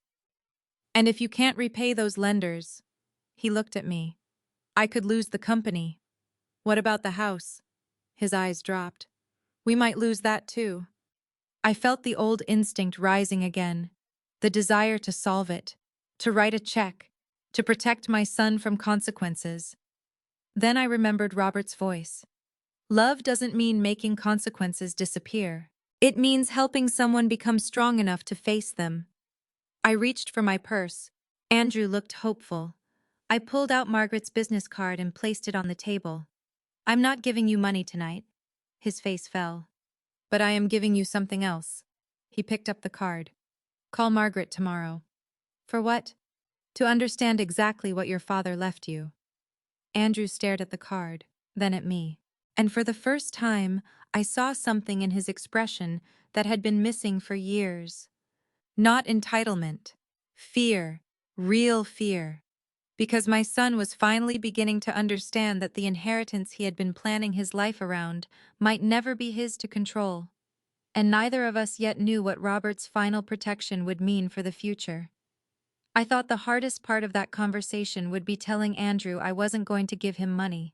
I was wrong. The hardest part was driving home afterward and realizing that my son had finally told me enough of the truth to explain why he had excluded me from Easter brunch. Not all of it, but enough. The next morning I woke before sunrise. For the first time in weeks, I didn't immediately reach for my phone. I made coffee. I opened the curtains. I stood in Robert's kitchen and watched the neighborhood slowly wake up. A school bus passed. A woman walked her dog. Someone across the street carried a newspaper to their front porch. Ordinary life. I envied it. My own life had become a series of questions. Who knew about the trust? Who had seen the blue folder? What had Andrew promised? How much did Claire know, and why had Easter brunch been so important? At 9:30, Margaret called. How did the meeting go? He admitted it. Admitted what? That he showed people information about the trust. Margaret was quiet. Did he say who? Private lenders. Did he explain why? He wants to save his company. That part we already knew, I sighed. He also said Richard introduced him. Margaret's voice changed slightly. Claire's father. Yes. Did Andrew say whether Richard knew the information came from your trust? He didn't say. I see. I could hear papers moving on her desk. Faith. I think we need to clarify exactly what happened at Easter. I knew what she meant. I have photographs. Send them. I did. A few minutes later, Margaret called again. Richard was there. I know. Was he the only person connected to the financing? I don't know. Then we need to be careful. Margaret, I want to understand something. What? Why would Andrew need me gone? She didn't answer immediately. Because your presence might have contradicted what he had told people. That sentence hurt. I already knew it. Hearing it from someone else made it real. What could I have said? Anything.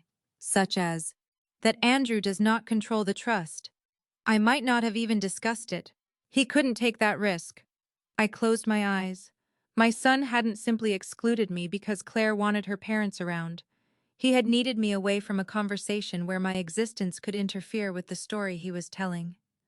That was a different kind of betrayal, one that had been planned. I thought about the morning again. My lavender dress, the cake, the gift bags, Andrew's awkward voice. Mom, don't come to brunch today. At the time I thought I had been rejected. Now I understood that I had been managed, and somehow that felt worse. Later that afternoon, Andrew came to my house. He stopped at the front gate when he saw the new locks. He stared at the front door. I opened it but didn't invite him inside. He noticed. Mom. Hi. Can I come in? I hesitated, then stepped onto the porch and closed the door behind me. I changed the locks. I know. How? The locksmith company called me. Of course. Andrew, I don't want you to have access to my house anymore. He nodded. I understand. That answer surprised me. A month earlier he might have argued. Now he looked tired. Did you talk to Margaret? Yes. And I didn't understand as much as I thought I did. I almost smiled. Your father would have enjoyed hearing that. He looked toward the street. I miss Dad. So do I. Sometimes I wish he were here. I know, he swallowed. He would have been furious. Probably. But he would have helped me. I looked at my son. Yes. His eyes filled. That's what I keep thinking. I waited.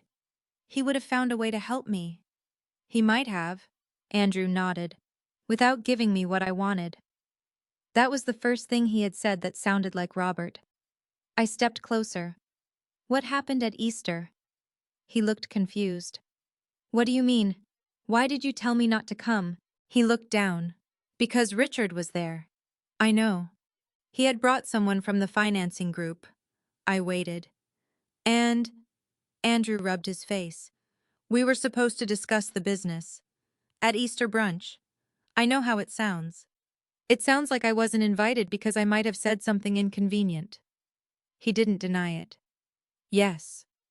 The word was quiet. It hurt anyway. Why? Because Richard believed I had a substantial future interest in the trust.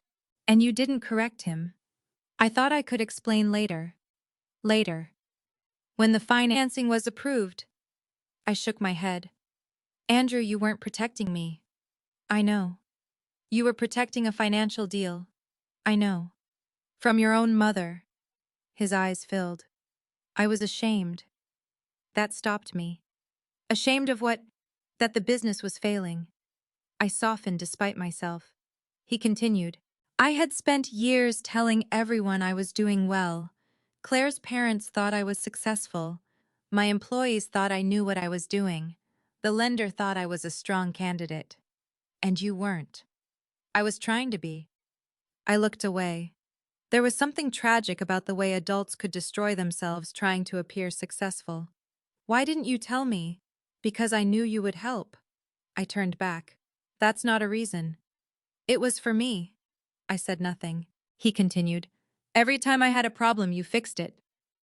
The words struck me. Not because they were false, because they were true. I taught you to expect that. Andrew shook his head. No, I learned to expect it. There was a long silence. Then I asked the question I had been avoiding. What exactly did Richard believe? Andrew hesitated. That eventually the trust would pass to me. Everything. Not everything. Which properties? He looked uncomfortable. The commercial properties. All of them. Most of them. And did he know the trust doesn't work that way? I didn't understand that until yesterday. I stared at him. Then what did you tell him? I said I had a future beneficial interest. Anything else? I talked about the values. Whose values? The values in the folder. My heart sank. And Claire. She found the pages. Found. He winced. She took photographs. Without asking me. Yes. Did Richard see them? Andrew hesitated. I don't know. I believed him. For the first time, he seemed genuinely uncertain. Then I remembered the man in the Easter photograph, the man connected to the financing. I asked, who was sitting beside Richard? Andrew looked at me. Thomas Keller. My stomach tightened. The same man who had called Margaret. So he was at Easter brunch. Yes. And you didn't want me there. Andrew nodded. Because he was there. Yes. Why didn't you simply tell me the truth? I was embarrassed. Embarrassment doesn't justify lying. I know.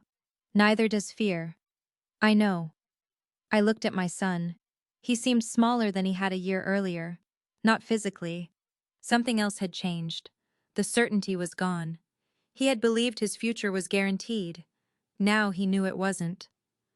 Andrew, I said quietly, what were you planning to tell them if they asked whether I agreed to this? He looked away. I was going to say you knew about my future interest. I felt as though someone had struck me. I never agreed. I know. Then you were going to lie. He nodded. Yes. I closed my eyes. That was the moment the full betrayal finally reached me. He hadn't simply misunderstood the trust. He had been prepared to use my name to make his plan believable. Not because he hated me, because he believed I would eventually forgive him, because I always had. That realization hurt more than the money. I looked at him. Do you know why this is worse than losing the inheritance? He shook his head. Because I would have helped you if you had told me the truth. His face crumpled. I know. No, you don't. I took a breath. I might have refused to pay your debts. I might have refused to give you money. But I would have sat beside you while you figured out how to save your company. He wiped his eyes. I was afraid you'd think I was a failure. I felt tears forming in my own eyes. Andrew, you are not a failure because your business struggled. He looked at me. You became a failure when you decided pretending was more important than telling your mother the truth. He nodded slowly. I understand. I hoped he did. But there was still Claire. And there was Richard. And there was the lender. I wasn't ready to pretend Andrew's apology solved everything. Where is the blue folder now? He asked. I looked directly at him. Safe. Can I see it? No. He nodded. That's fair. I was surprised. Then he said something I didn't expect. Mom, Claire is going to be angry. Why? Because she thinks you are going to ruin everything. I felt a strange calm settle over me. I am not ruining anything. Andrew looked down. We already did. That sentence stayed with me after he left. Because it was the first time my son had stopped blaming me for the consequences of his choices. And for the first time since Easter morning, I could see a path forward. Not a path where I rescued him. Not one where I destroyed him. A path where he finally had to stand on his own. But before that could happen, there was one more person who needed to hear the truth. Richard. And if he had been sitting at that Easter table expecting Andrew to inherit assets he didn't control, then he needed to understand exactly what Robert had built and why no one had the right to spend my future before I was gone. I didn't call Richard that night. I wanted to. There was a part of me that wanted to pick up the phone and ask him how he could sit at an Easter table in my son's house while discussing a financial future that depended on my estate. But anger had already made enough decisions for me. This time I wanted facts. So the next morning I called Margaret. Have you spoken to Richard? No. Good, she paused. Why? Because I think we should. There was silence on the line. Faith, are you sure? Yes. Then we need to do it carefully. I agreed. Margaret arranged a formal meeting for Friday afternoon. She invited Andrew. She also asked Richard to attend. Thomas Keller agreed to come as well. Claire was not initially included. When she found out, she demanded to be present. Margaret eventually agreed. If this concerns the financing, she told me, everyone who has been involved should hear the same information at the same time. I spent the next 2 days feeling as though I were preparing for a courtroom. Except this wasn't a courtroom.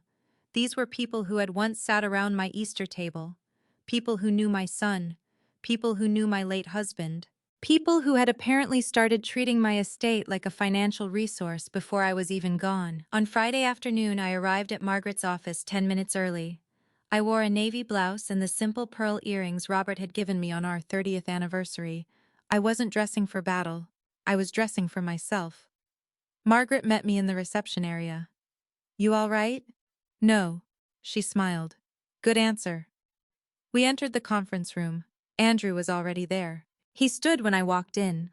Claire was sitting beside him. She looked different from the woman who had called me on Easter, less polished, more frightened. Richard sat across the table. He was a handsome man in his late 60s with silver hair and the confident posture of someone accustomed to being listened to. Thomas Keller sat beside him. I recognized him immediately from the photograph. He nodded politely. "Mrs. Russell." "Mr. Keller." No one smiled. Margaret closed the door. "Before we begin, I want everyone to understand something. This meeting is not about assigning blame. It is about establishing facts." Richard nodded. "Agreed." Margaret looked at Andrew. "Andrew, I want you to answer questions honestly." "I will." Claire shifted in her chair. "I noticed." Margaret began. "Did you discuss your future interest in the Russell Family Trust with Mr. Keller?" Andrew swallowed. "Yes." "Did you provide him with information about trust assets?" "Yes." "Where did that information come from?" He looked at me. "The blue folder." Claire stared at the Richard closed his eyes briefly. I felt something inside me sink. Hearing it aloud made the betrayal real in a way photographs and messages never could. Margaret continued. "Did you represent yourself as the current owner of those assets?" "No." "Did you represent that you expected to benefit from them in the future?" "Yes." "Did you tell Mr. Keller that your future interest could support your company's financing?" Andrew hesitated. "Yes." Thomas spoke for the first time. To be precise, he described it as part of his overall financial position. Margaret nodded. "Thank you." She turned to me. "Faith, do you want to say anything?" I looked around the table. "I want everyone to understand one thing before we discuss the trust." My voice was calm. "I am alive." No one moved. "My assets are mine to manage." I looked at Andrew. "My son's expectations about what may happen after my death do not change that." Andrew nodded. Margaret opened the trust. "This is where the misunderstanding becomes important." She explained the structure. The Russell Family Trust held the commercial properties. Andrew was a beneficiary, but he was not the current owner. He did not control the properties. He could not sell them. He could not pledge them. He could not promise distributions. And he certainly could not represent them as immediately available capital. Richard leaned forward. "I understand that now." I looked at him. "Did you before?" He didn't answer immediately. "No." The honesty surprised me. I believed Andrew's interest was more direct than it actually is. "Why?" "Because of how he described it." I turned toward Andrew. He looked ashamed. Margaret continued. "The trust also contains provisions specifically designed to protect against a beneficiary treating an expected inheritance as though it were already available." Thomas Keller frowned. "Are you saying the trust restricts future distributions?" "Under certain circumstances, yes." "Would excessive borrowing against an expected interest qualify?" Margaret looked at him. "It could." Thomas sat back. Richard rubbed his forehead. "So the financing structure we've been discussing is based on an assumption that isn't legally accurate." Margaret nodded. "That is correct." The room went silent. I expected Claire to blame me. Instead, she whispered, "Then what happens to Andrew?" I looked at her. "What do you mean?" "If the financing falls through, the company could collapse." Margaret answered before I could. "That is a business matter. The trust cannot be treated as a rescue fund simply because the company needs one." Claire's eyes filled with tears. "We didn't know." I almost said, "You should have asked." Instead, I asked, "Why didn't you ask me?" She looked at me. For a few seconds, I thought she wouldn't answer. Then she said, "Because I knew what you would say." "What?" "That Andrew needed to solve his own problem." The honesty startled me. "You knew." She nodded. "And that's why you didn't want me at Easter." Claire's face crumpled. Yes.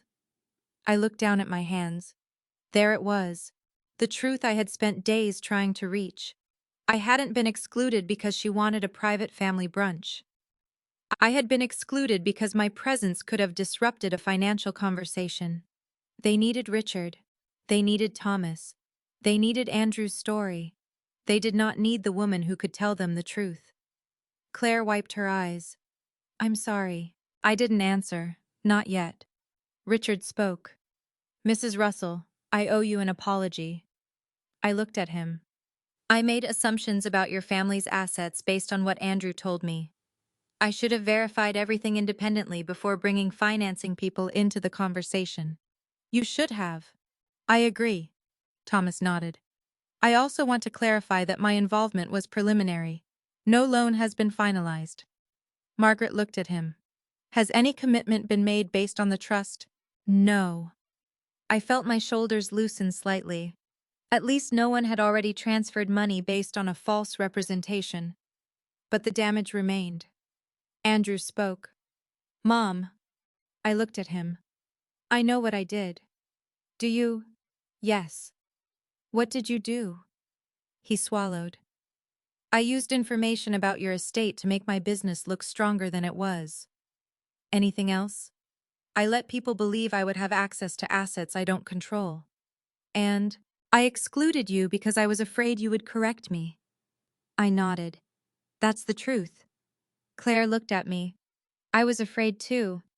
Of what? Of losing everything. I believed her. But fear didn't erase responsibility. It explained it. There was a difference. Margaret placed another document on the table. There's one more issue. Everyone looked at her. Because the trust has provisions protecting against this kind of conduct, Faith has the right to reconsider how future distributions are administered. Andrew's face changed. What does that mean? It means your mother is not obligated to continue treating your future inheritance as though it is guaranteed. He stared at Margaret. Could she change everything? Margaret answered carefully. The trust governs what she can and cannot change. But yes, she has significant discretion within the framework Robert established. Andrew looked at me. For the first time I saw fear in his eyes that had nothing to do with the company. You wouldn't cut me out. I took a slow breath. I don't want to punish you. Then what are you going to do? I haven't decided. His face fell. I continued. And that's the point. He looked confused. You have spent months making decisions about my assets as though the decisions belonged to you. I looked around the table. Today, I am taking that decision back. No one spoke. Richard lowered his gaze. Claire wiped her cheeks. Thomas closed his folder. Margaret sat quietly beside me. Then Andrew said the words I had been waiting to hear. Mom, I'm sorry. I believed that he meant it, but an apology was not a solution. The company still had debts. The financing was now uncertain. The trust could not save him. And I was not going to write a check simply because my son had finally realized he had made a mistake. I looked at him. I love you. His eyes filled again. But loving you does not mean pretending this never happened. He nodded. I understand. Do you? Yes. I stood. The meeting is over. As I walked toward the door, Claire called my name. Faith. I turned. She looked smaller somehow.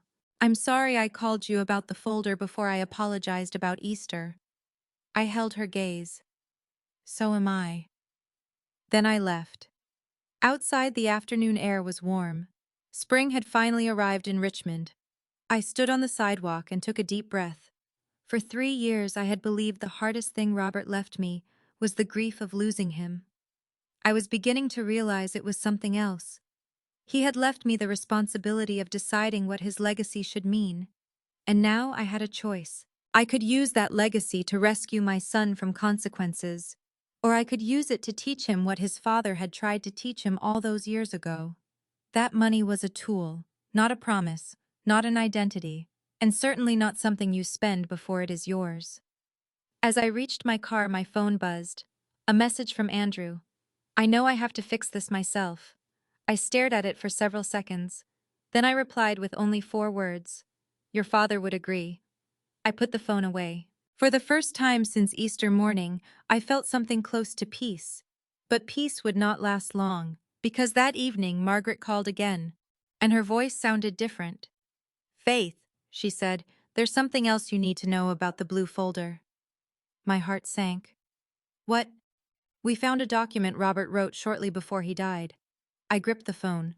What kind of document? A letter. To whom? Margaret paused. To Andrew. Margaret's words stayed with me long after we ended the call.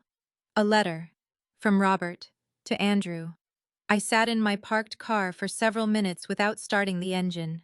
The sun was beginning to set over Richmond, casting a warm orange light across the windshield. Normally, that kind of evening would have made me think about dinner gardening or whether I had remembered to bring the trash bins in. Instead, I was thinking about my husband. Robert had been gone for 3 years, and somehow he was still finding ways to enter the most difficult moments of our family's life. I called Margaret back. Where did you find it? It was with the estate materials. Why haven't I seen it? Because Robert gave specific instructions. My heart began beating faster. What instructions? He didn't want the letter delivered immediately. Then why write it? Because he anticipated a situation like this. I closed my eyes. Meaning Andrew. Meaning the possibility that Andrew might one day begin treating his inheritance as an entitlement rather than a responsibility. I felt a painful mixture of sadness and recognition. Did Robert know this would happen? Not specifically. Then what did he know? Margaret's voice softened. He knew his son. That sentence was enough. I drove home slowly. When I entered the house, everything felt unusually quiet. I walked into Robert's study. His photograph still sat on the shelf above the desk. He was smiling in it, that old half-smile he used whenever I took a picture without warning him. I sat in his chair. For 3 years I had believed this room contained his past. Now I realized it also contained pieces of the future he had tried to prepare us for. I thought about the meeting earlier that day. Andrew had admitted everything. He had shown people information from the blue folder. I had discussed his future beneficial interest. He had allowed lenders to believe that his inheritance would eventually strengthen his finances. He had kept me away from Easter brunch because he was afraid I would contradict him, and yet somehow I still didn't hate him. That was the complicated truth no one tells you about betrayal. Love doesn't disappear just because trust does. Sometimes the heart continues loving someone long after the mind has learned to protect itself. The next morning Andrew called. I almost didn't answer, but I did. Mom. Yes. Can I come by? I looked around the kitchen. Not inside. There was a pause. Okay. He arrived 20 minutes later. He stood at the front gate with his hands in his jacket pockets. He looked exhausted. Not physically exhausted, emotionally. I stepped onto the porch. How is the company, bad? I nodded. How bad? We lost the financing. Because of the trust. Because of what I told them about the trust. He looked down. Thomas said they couldn't proceed while the ownership structure was unclear. The ownership structure was never unclear. I know. Then why did you make it sound that way? He didn't answer immediately. Finally, he said, because I was desperate. I nodded. Desperation explains bad decisions. He looked at me. Does it excuse them? No. That answer seemed to hurt him, but he nodded. I deserve that. You deserve honesty. He looked toward the house. Can I ask you something? Yes. Are you changing the trust? I had expected the question. Still hearing it made something inside me ache. I am reviewing my options. His face tightened. Mom. Andrew. I know I messed up. You did. But please don't punish my children for something I did. I looked at him carefully. I haven't decided anything about your children. He swallowed. They'll be okay. Your children will be okay. His shoulders dropped. Thank you. I wasn't sure whether he was thanking me for protecting the grandchildren or for not promising him anything. Maybe both. Then he asked the question I knew was coming. What happens to me when you die? I felt the air leave my lungs. There it was. The question underneath every other question. Not Easter. Not the folder. Not the financing. Not the company. This. What happens to me when you die? I looked directly into my son's eyes. I don't know. He seemed stunned. But Dad's trust, your father's trust will be handled according to the law and the terms he created. Does that mean I could lose everything? No. Then what does it mean? It means you don't get to decide what happens before I do. He looked down. I understand. I didn't think he did. Not yet. But perhaps he was beginning. Andrew, I said, your father never wanted you to depend on his death. His eyes filled. I know. No. You know the sentence. I'm not sure you've understood it. He wiped his face. I thought the inheritance would give me time. Time for what? To fix everything. That's not what inheritance is for. I know that now. Do you? He nodded. I should have come to you. Yes. I should have told you the company was failing. Yes. I should never have gone into Dad's desk. Yes. I should never have shown those pages to anyone. Yes. I took a breath. I should never have kept you away from Easter. That one hurt the most. I looked away. That was the cruelest part. I know. You made me feel like I wasn't family. I'm sorry. Then tell me why. He stared at the ground. Because I was afraid. Of me. Of what you would say. What did you think I'd say? That I was wrong. I almost smiled through my tears. You were. I know. And that doesn't make you a bad son. He looked up. What? Making a bad decision doesn't make you irredeemable. He stared at me. But refusing to take responsibility would. He nodded slowly. I'll fix it. You can't fix everything. I'll try. That's enough for now. He left shortly afterward. I watched him walk toward his car. For the first time I saw my son not as someone waiting for an inheritance, but as a man standing at the beginning of a difficult road. I hoped he would take it. That afternoon Margaret called again. I think you're ready. For the letter? Yes. I drove to her office. She had placed a thin envelope on the table. My husband's handwriting was on the front. Andrew. Nothing else. I touched the envelope but didn't open it. Why did Robert leave this with you? He gave it to me about 6 weeks before he died. 6 weeks. Yes. And he told you not to give it to Andrew until now. Until a specific condition occurred. I looked at her. What condition? Until Andrew began treating his inheritance as though it were something he was entitled to use before receiving it. I felt a chill move through me. Robert knew. He anticipated the possibility. I stared at the envelope. What does it say? I don't know. You've never read it. Margaret shook her head. Robert asked me to keep it sealed. I turned the envelope over. The seal was intact. My hands trembled. For years I had imagined what Robert might say to Andrew if he could see him now. I had imagined anger, disappointment, maybe forgiveness. But I had never imagined that Robert had already prepared those words. I looked at Margaret. Should I give it to him? That's your decision. Would you? Margaret thought for a moment. Yes. Why? Because Andrew needs to hear something from his father that neither you nor I can say. I nodded. I placed the envelope carefully inside my purse. Before leaving, I asked one final question.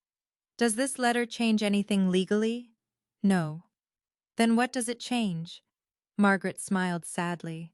Sometimes the most important things in a family aren't legal. I drove home with Robert's letter beside me. I didn't open it. Not yet. That evening I called Andrew. Can you come over tomorrow? He sounded nervous. Why? I have something your father left for you. Silence. What? A letter. His breathing changed. From Dad. Yes.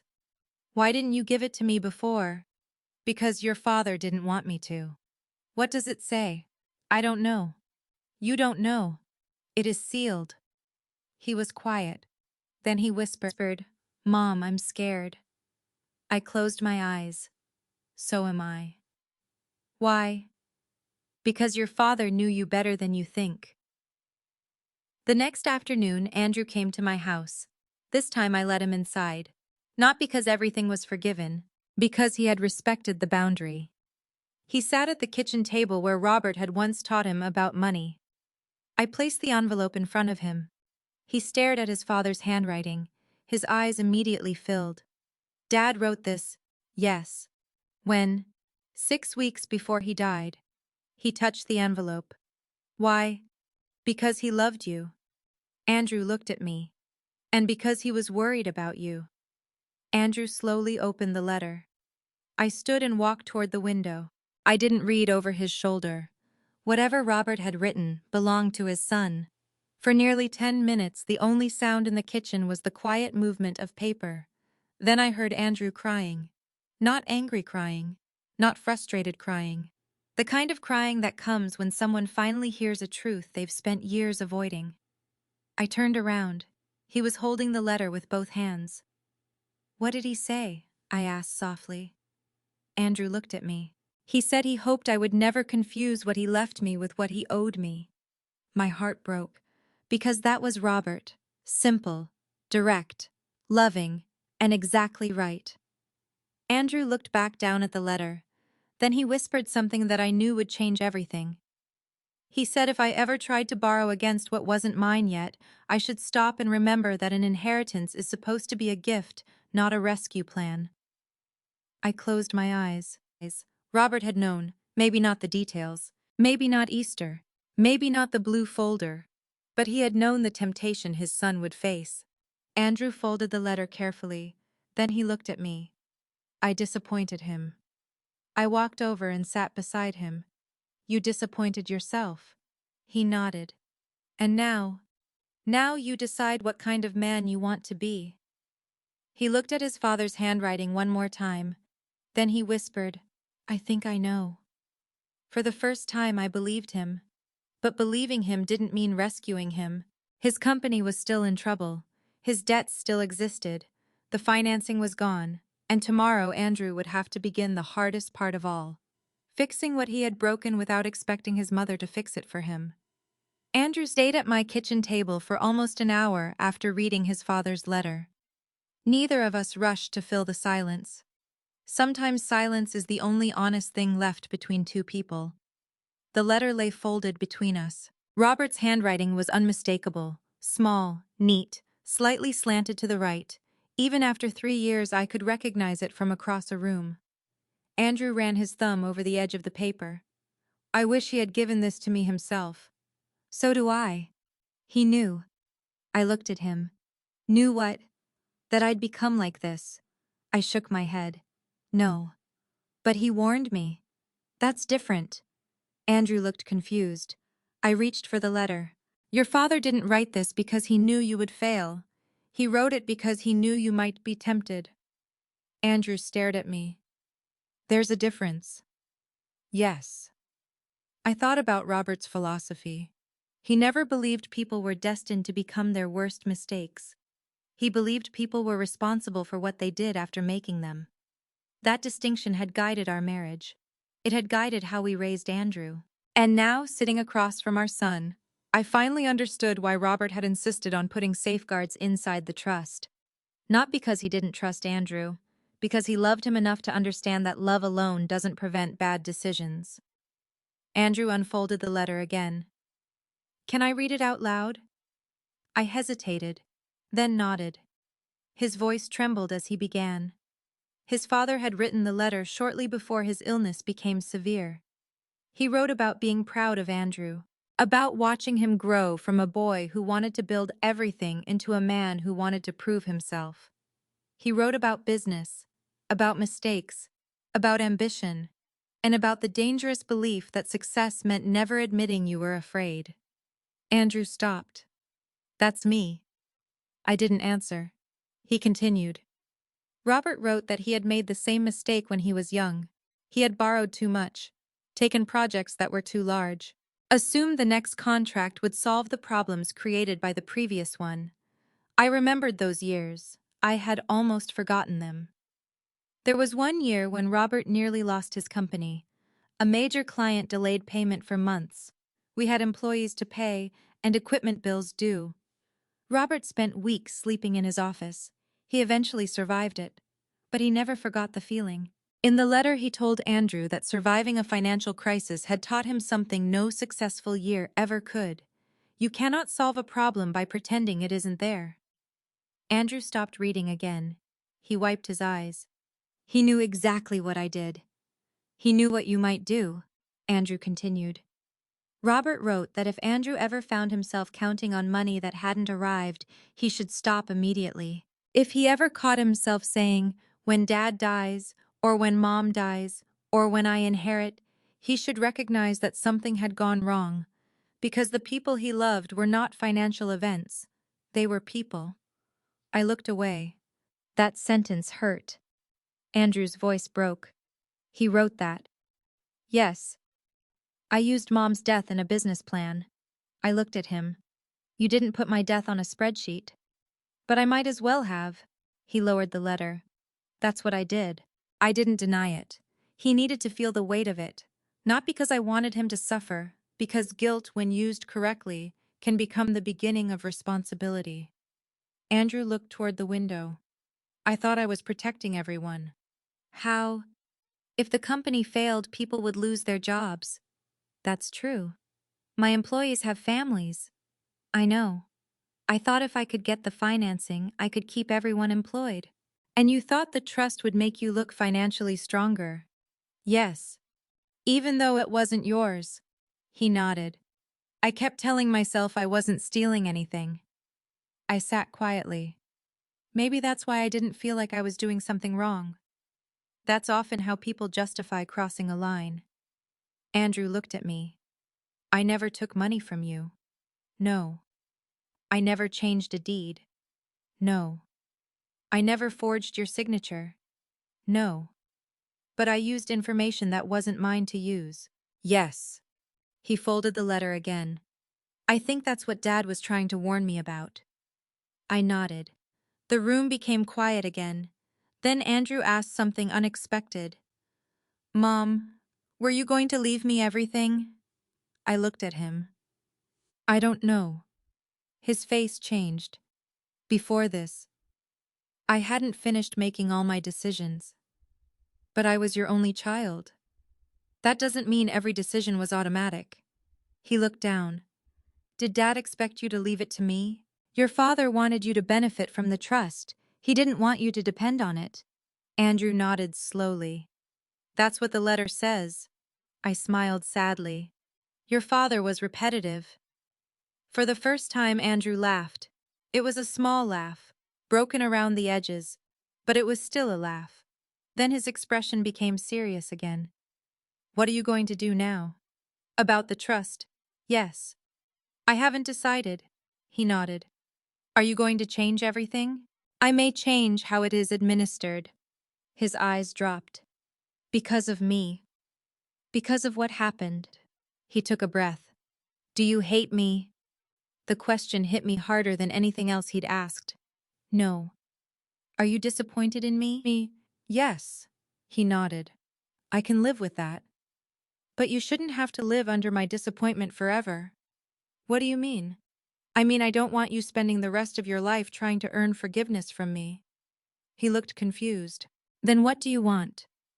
I want you to become someone you respect. Andrew looked at his father's letter. How? By fixing what you can. And what if I can't? Then you learn how to live with that too. He nodded slowly. For years, I had believed helping Andrew meant removing pain. Now I understood that sometimes helping someone meant refusing to remove the lesson attached to it. The next morning, Andrew met with Margaret. I didn't go. That was important. His financial problems needed to become his responsibility. He spent nearly 3 hours with her reviewing the trust, the company's obligations, and the consequences of the representations he had made to lenders. When he returned home that evening, he called me. Mom. Yes. I have to sell the second car. I smiled despite myself. Okay. And we're canceling the renovation project at the house. Okay. Claire is furious. I imagine she is. He sighed. She's scared. I know. We might have to sell the house. I took a breath. Are you all right? No. Then he laughed softly. But I'm alive. I smiled. That's a start. He told me Margaret had recommended an independent restructuring specialist, someone who would work for Andrew, not for me, someone who would examine the business honestly.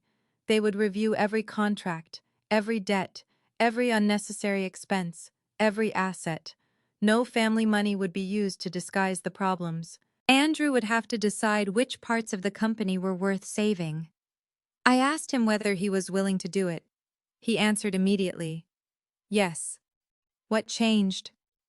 I was quiet for a moment. Then he said, Dad's letter. I closed my eyes. I thought I was building the future he wanted for me. And I was building a future where I never had to admit I needed help. That was one of the most honest things my son had ever said. I told him I was proud of him. He was silent.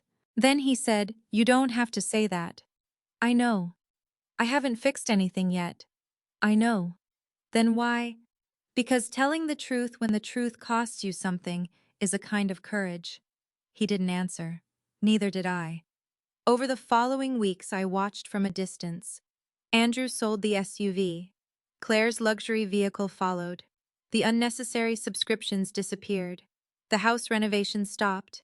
They canceled a planned vacation. Andrew renegotiated contracts. He met with creditors. He apologized to employees for misleading them about how secure the company was. Some employees left, others stayed. The company became smaller, less impressive, less glamorous, but more honest. And strangely, I began to respect that version of my son more than the successful version I had admired from a distance. One afternoon, Andrew came to see me. He brought the letter. I want you to keep it. I shook my head. No. But it's Dad's. He wrote it for you. Andrew looked down. I thought about framing it. Do that, he smiled. I might. Then he became serious. Mom, I want to apologize again. You've already apologized. I know. Then why again? Because I finally understand what I did. I waited. I wasn't just trying to borrow money. He looked directly at me. I was trying to spend a future I hadn't earned. My throat tightened. That sentence felt like the true beginning of his recovery. Not because his company was saved, not because his debts disappeared, not because the trust was still there, because he finally understood the difference between receiving something someday and being entitled to it today. I reached across the table and took his hand. Your father would be proud of that realization. Andrew squeezed my fingers. Do you think he'd forgive me? I smiled through tears. Robert was your father. Andrew laughed softly. That's not an answer. Then yes. How do you know? Because he spent his whole life teaching us that mistakes don't define a person. I paused. What defines you is what you do after you realize you've made one. Andrew looked at the letter. I wish I'd listened sooner. So do I. He stood to leave. At the door he turned around. Mom. Yes. Thank you for not saving me. The words surprised me. I felt tears fill my eyes. Thank you for finally letting me love you without rescuing you. He nodded. Then he walked away. I stood at the window and watched his car disappear down the street. The house became quiet again, but it no longer felt empty. Robert's letter was no longer sitting in my hands. It was where it belonged, with our son. And for the first time since Easter morning, I understood that the missing folder had never been the real story. The real story was what my son thought he was entitled to receive, and what he was finally learning to build for himself. For the first time in years, I stopped checking whether Andrew was going to be all right. That may sound cold. It wasn't. I still worried about him. I still woke sometimes wondering whether his company would survive, whether his creditors would give him enough time, whether his employees would find other jobs if the business failed. But I no longer believed his survival was my responsibility. That was a difficult lesson for a mother, especially for me. I had spent most of Andrew's life believing that if I had the ability to prevent his pain, I should. When he was 5, I stood between him and a barking dog. When he was 16, I argued with Robert about the used car Andrew hated. When he was 23, I helped him pay his first apartment deposit. When he was 38, I helped cover his payroll. And when he became a husband and father, I continued finding ways to make his difficult moments easier. I called it love. Sometimes it was. Sometimes I was simply afraid to watch him struggle. Now I was learning that those were not always the same thing. 3 weeks after Easter, Andrew's company was still alive. Barely. The restructuring specialist Margaret had recommended David Palmer had spent days reviewing the business. He found problems Andrew had hidden even from himself. Projects that looked profitable on paper were losing money. Equipment had been financed too aggressively. Several contracts had payment terms that left the company exposed.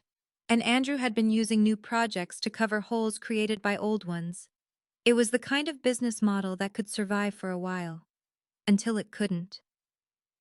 One Tuesday afternoon, Andrew called me. "Mom, can I come over?" I was in the garden. "Sure." When he arrived, he looked different. Not happier. More focused. He sat on the back porch while I watered my hydrangeas. "David says we need to cut the company almost in half." I turned off the hose. "How do you feel about that?" "Terrible." "Then why are you doing it?" "Because he's right." I nodded. "That's progress." He gave me a tired smile. "You're enjoying this, aren't you?" "No." I sat beside him. "I'm enjoying seeing you tell yourself the truth." He looked toward the garden. "We're going to lose some employees." "Probably." "I feel responsible." "You are responsible." He looked at me. "That's not very comforting." "It's not supposed to be." He laughed. It was the first time I'd heard him laugh about the situation. Then he became serious. "I've been thinking about asking you for money." I waited. "I figured." "But I'm not going to."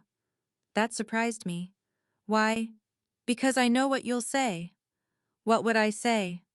"That if you give me enough money to survive without changing anything, I'll eventually be right back here." I smiled. "You're learning." He looked down. "I hate that you're right." "I know." For a moment, neither of us spoke. Then he said, "But there is something I need from you." "What?" "Help." I looked at him carefully. "What kind?" "Not money." That distinction mattered. "I need you to help me find the right people." I understood. "David. He's already helping." "Margaret. She's helping with the legal side." "Then what do you need from me?" Andrew hesitated. "I need someone to keep me from making another stupid decision." I smiled. "I don't think that's my job." "I know." He took a breath. "I mean someone who will tell me the truth." I looked at him. "That I can do."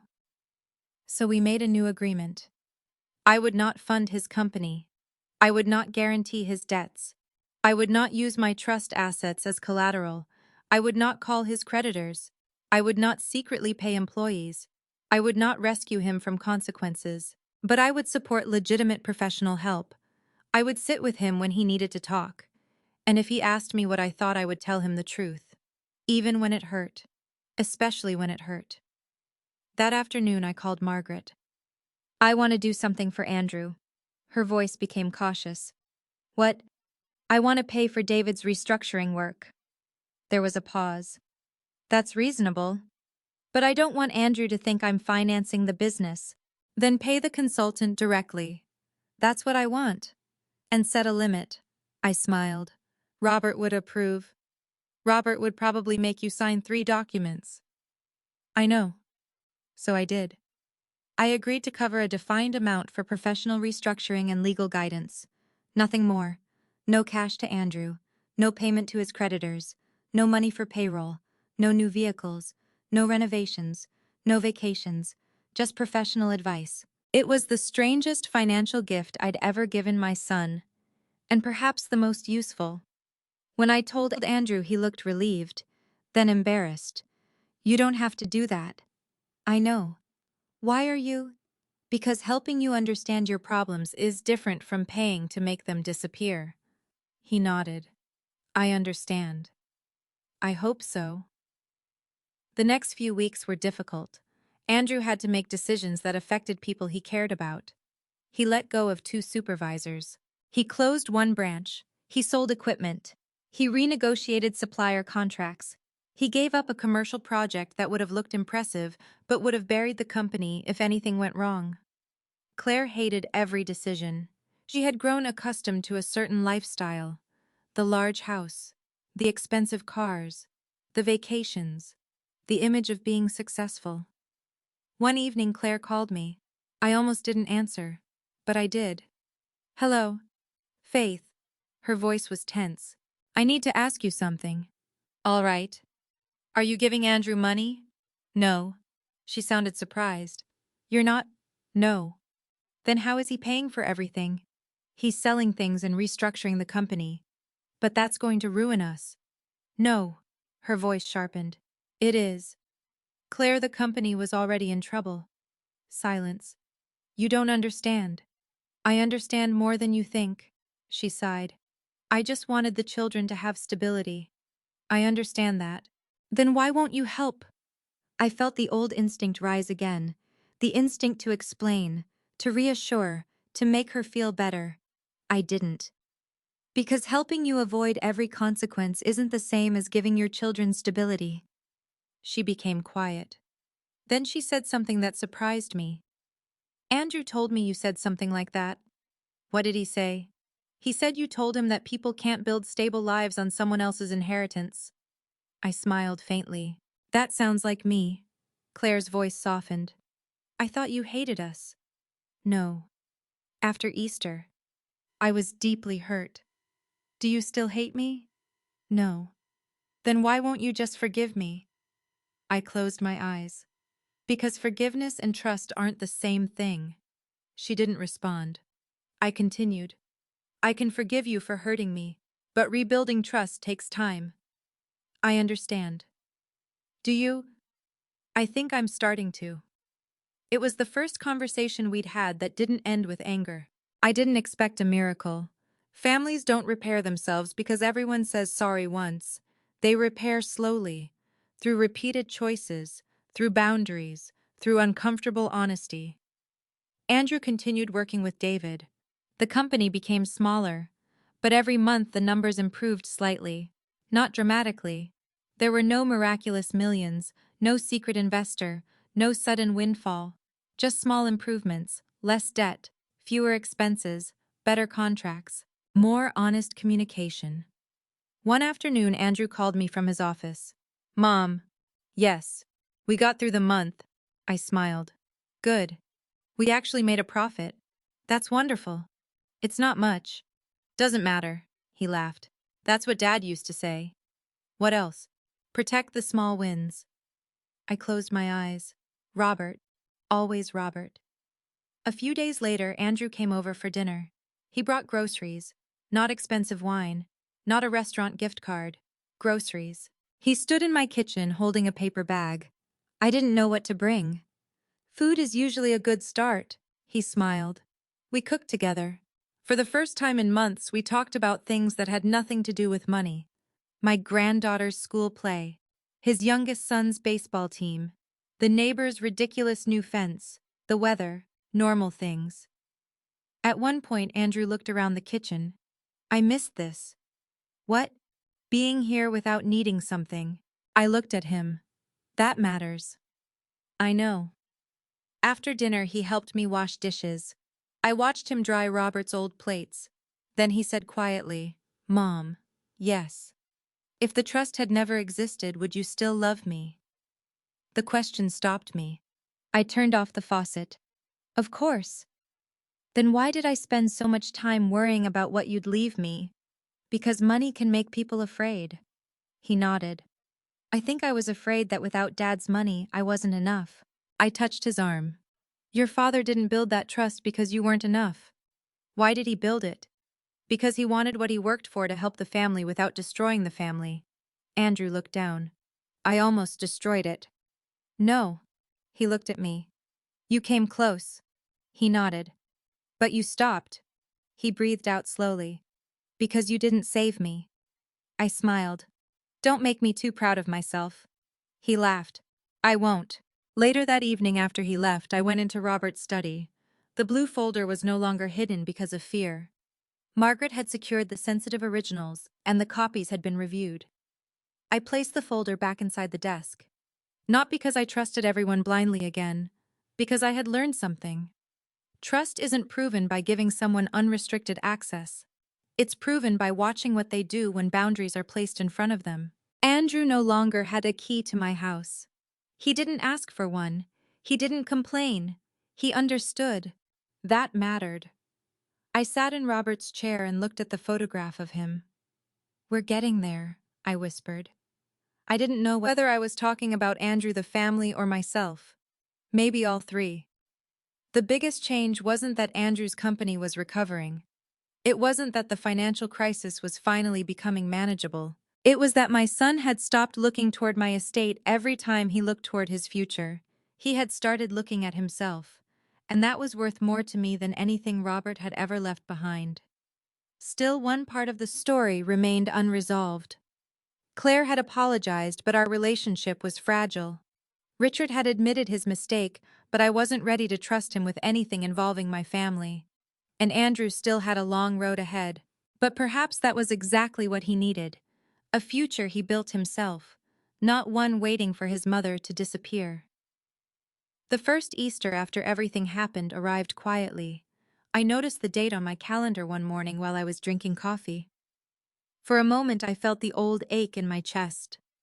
A year earlier, I had been standing in my kitchen wearing my lavender dress, staring at a lemon pound cake, and wondering why my own son didn't want me at his Easter table. That morning had changed everything. The missing folder, the secret financing, the trust, the photographs, the confrontation, Robert's letter, Andrew's collapse, and eventually the slow rebuilding of a family that had nearly allowed money to become more important than love. But a year later, I wasn't sure whether I wanted to celebrate Easter with Andrew. Forgiveness had come in pieces. Trust had come even more slowly. I didn't want one holiday to force everything back into place before we were ready. So when my phone rang 3 weeks before Easter and I saw Andrew's name, I took a breath before answering. "Hi, Mom." "Hi. Are you busy?" "Not particularly." He hesitated. "Can I ask you something?" "Of course." "Would you come to Easter brunch this year?" I closed my eyes.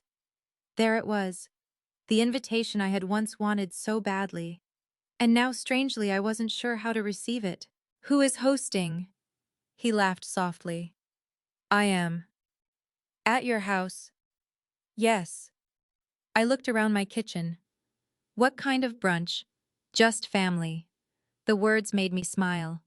Just family. Yes. No investors. No. No financial consultants. No. Your father-in-law. There was a pause. "Richard will be there." I smiled. "Then it's not just family." Andrew laughed. "Fair point." I could hear the nervousness in his voice. "Mom, I want to do this differently." I leaned back in my chair. "How?" "I want you there because you're my mother." The simplicity of that sentence nearly broke me. Not because it erased what happened, because it showed me how far he'd come. "I'll think about it." "I'd like that." Before hanging up, he added, "And Mom, yes, don't bring anything." I laughed. "You know that's impossible." "Then bring yourself." That stopped me. "All right," I promised. When I told Helen, she smiled. "Are you going?" "I think so." "Do you trust him?" I considered the question. More than I did. "Enough. Enough to have brunch." Helen nodded. "That's a good beginning." She was right. The following weeks passed peacefully. Andrew's company had survived. Not in the way he once imagined.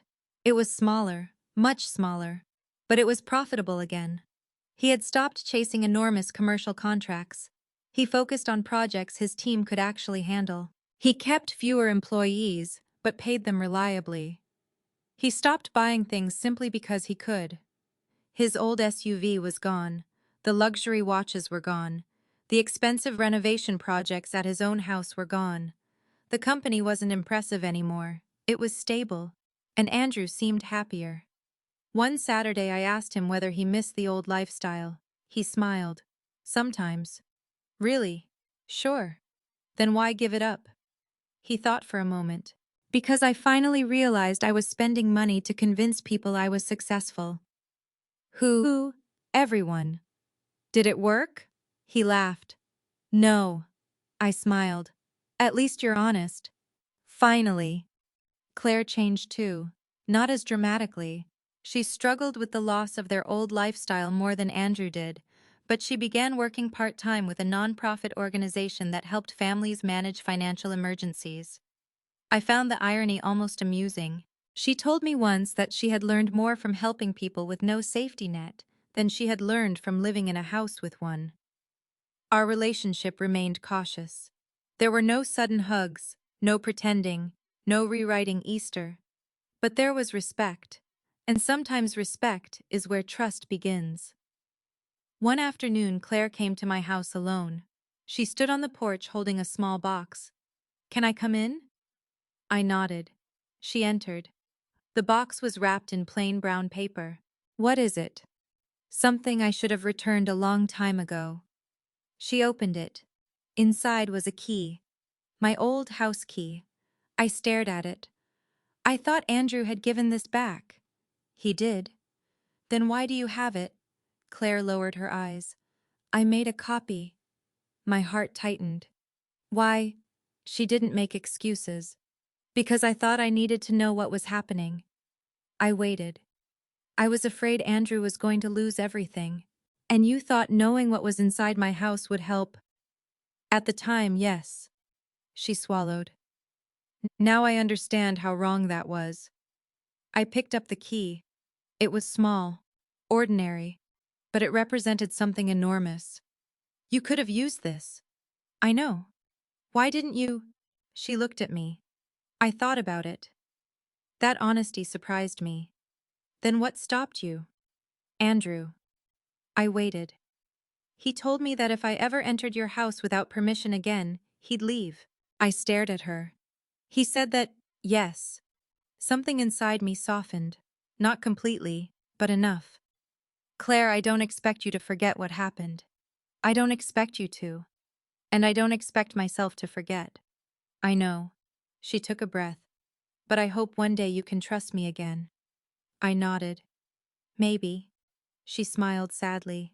That's fair. After she left, I placed the key in a drawer. Not because I wanted to keep it, because I wanted to remember the lesson. Boundaries were not punishments, they were doors, and people who wanted to come through them had to knock. A week later, Andrew called. Mom, can I ask you something? Of course. Have you changed the trust? I smiled. You still ask that question. I know. What are you worried about? I don't want to lose everything. I was quiet. Then I said, you need to stop thinking about what you'll receive. I know. No, really stop. He sighed. I'm trying. Good. Are you changing it? I made some changes to how certain things will be administered. He went quiet. Should I be worried? Only if your plan is to spend your future before it arrives. He laughed. I deserve that. You did. But are my children protected? Yes. That's all I needed to know. I realized then that something fundamental had changed. A year earlier, Andrew had asked what would happen to him. Now he was asking about his children. The inheritance was no longer the center of his thinking. Responsibility was. That was the victory I had wanted without knowing how to name it. Not punishment, not revenge, not taking everything away, just returning the future to its proper place. After Easter brunch, I planned to spend the afternoon alone. Instead, Andrew surprised me. He called around 4. Mom, are you home? Yes. Can I stop by? Sure. When he arrived, he carried something in his hand. The old lemon pound cake plate, Robert's mother's plate. I stared at it. I thought that was at your house. It was. Why, I wanted to return it. He handed it to me. Then he looked around my kitchen. Do you remember last Easter? Unfortunately. He nodded. I think about it all the time. What do you think about? He looked down. The empty chair. I said nothing. I didn't realize what I was doing when I told you not to come. You realized eventually. Yes. He sat at the table. I thought I was protecting the financing. You were protecting a lie. He nodded. I know. Do you regret it? Every day. I sat across from him. Then don't waste the regret. What do you mean, use it? He looked at me. How? Be the kind of father you want your children to remember. His eyes filled. I want them to know I was honest. Then be honest. I want them to know I worked hard. Then work hard. I want them to know I loved them. Then show them. He nodded. For several seconds we sat quietly. Then he said, Mom, I used to think you were the person standing between me and what Dad left me. I felt the old wound, but I let him continue. Now I realize you were the person standing between me and the worst version of myself. I couldn't speak. He reached across the table and took my hand. I'm sorry. This time I believed him completely. Not because the words were different, because his life was different. I wasn't asking for anything. He wasn't waiting for a check. He wasn't asking about the trust. He was simply sitting at my table, my son, not a beneficiary, not a businessman, not a borrower, just Andrew. I squeezed his hand. I forgive you. His eyes filled with tears. Really? Yes. He looked relieved. But forgiveness doesn't mean we forget. I know. It means we stop letting the past decide every future conversation. He nodded. I can live with that. I smiled. Good. Before he left, he walked toward Robert's study. He stopped at the doorway. Can I go in? I looked at him. Yes. He entered slowly. He didn't touch the desk. He didn't open the drawers. He simply stood there looking at his father's photograph. After a minute, he whispered, I finally understand. I didn't ask what he meant. I already knew. When he left, I walked into the study. The blue folder was secured safely. The trust was protected.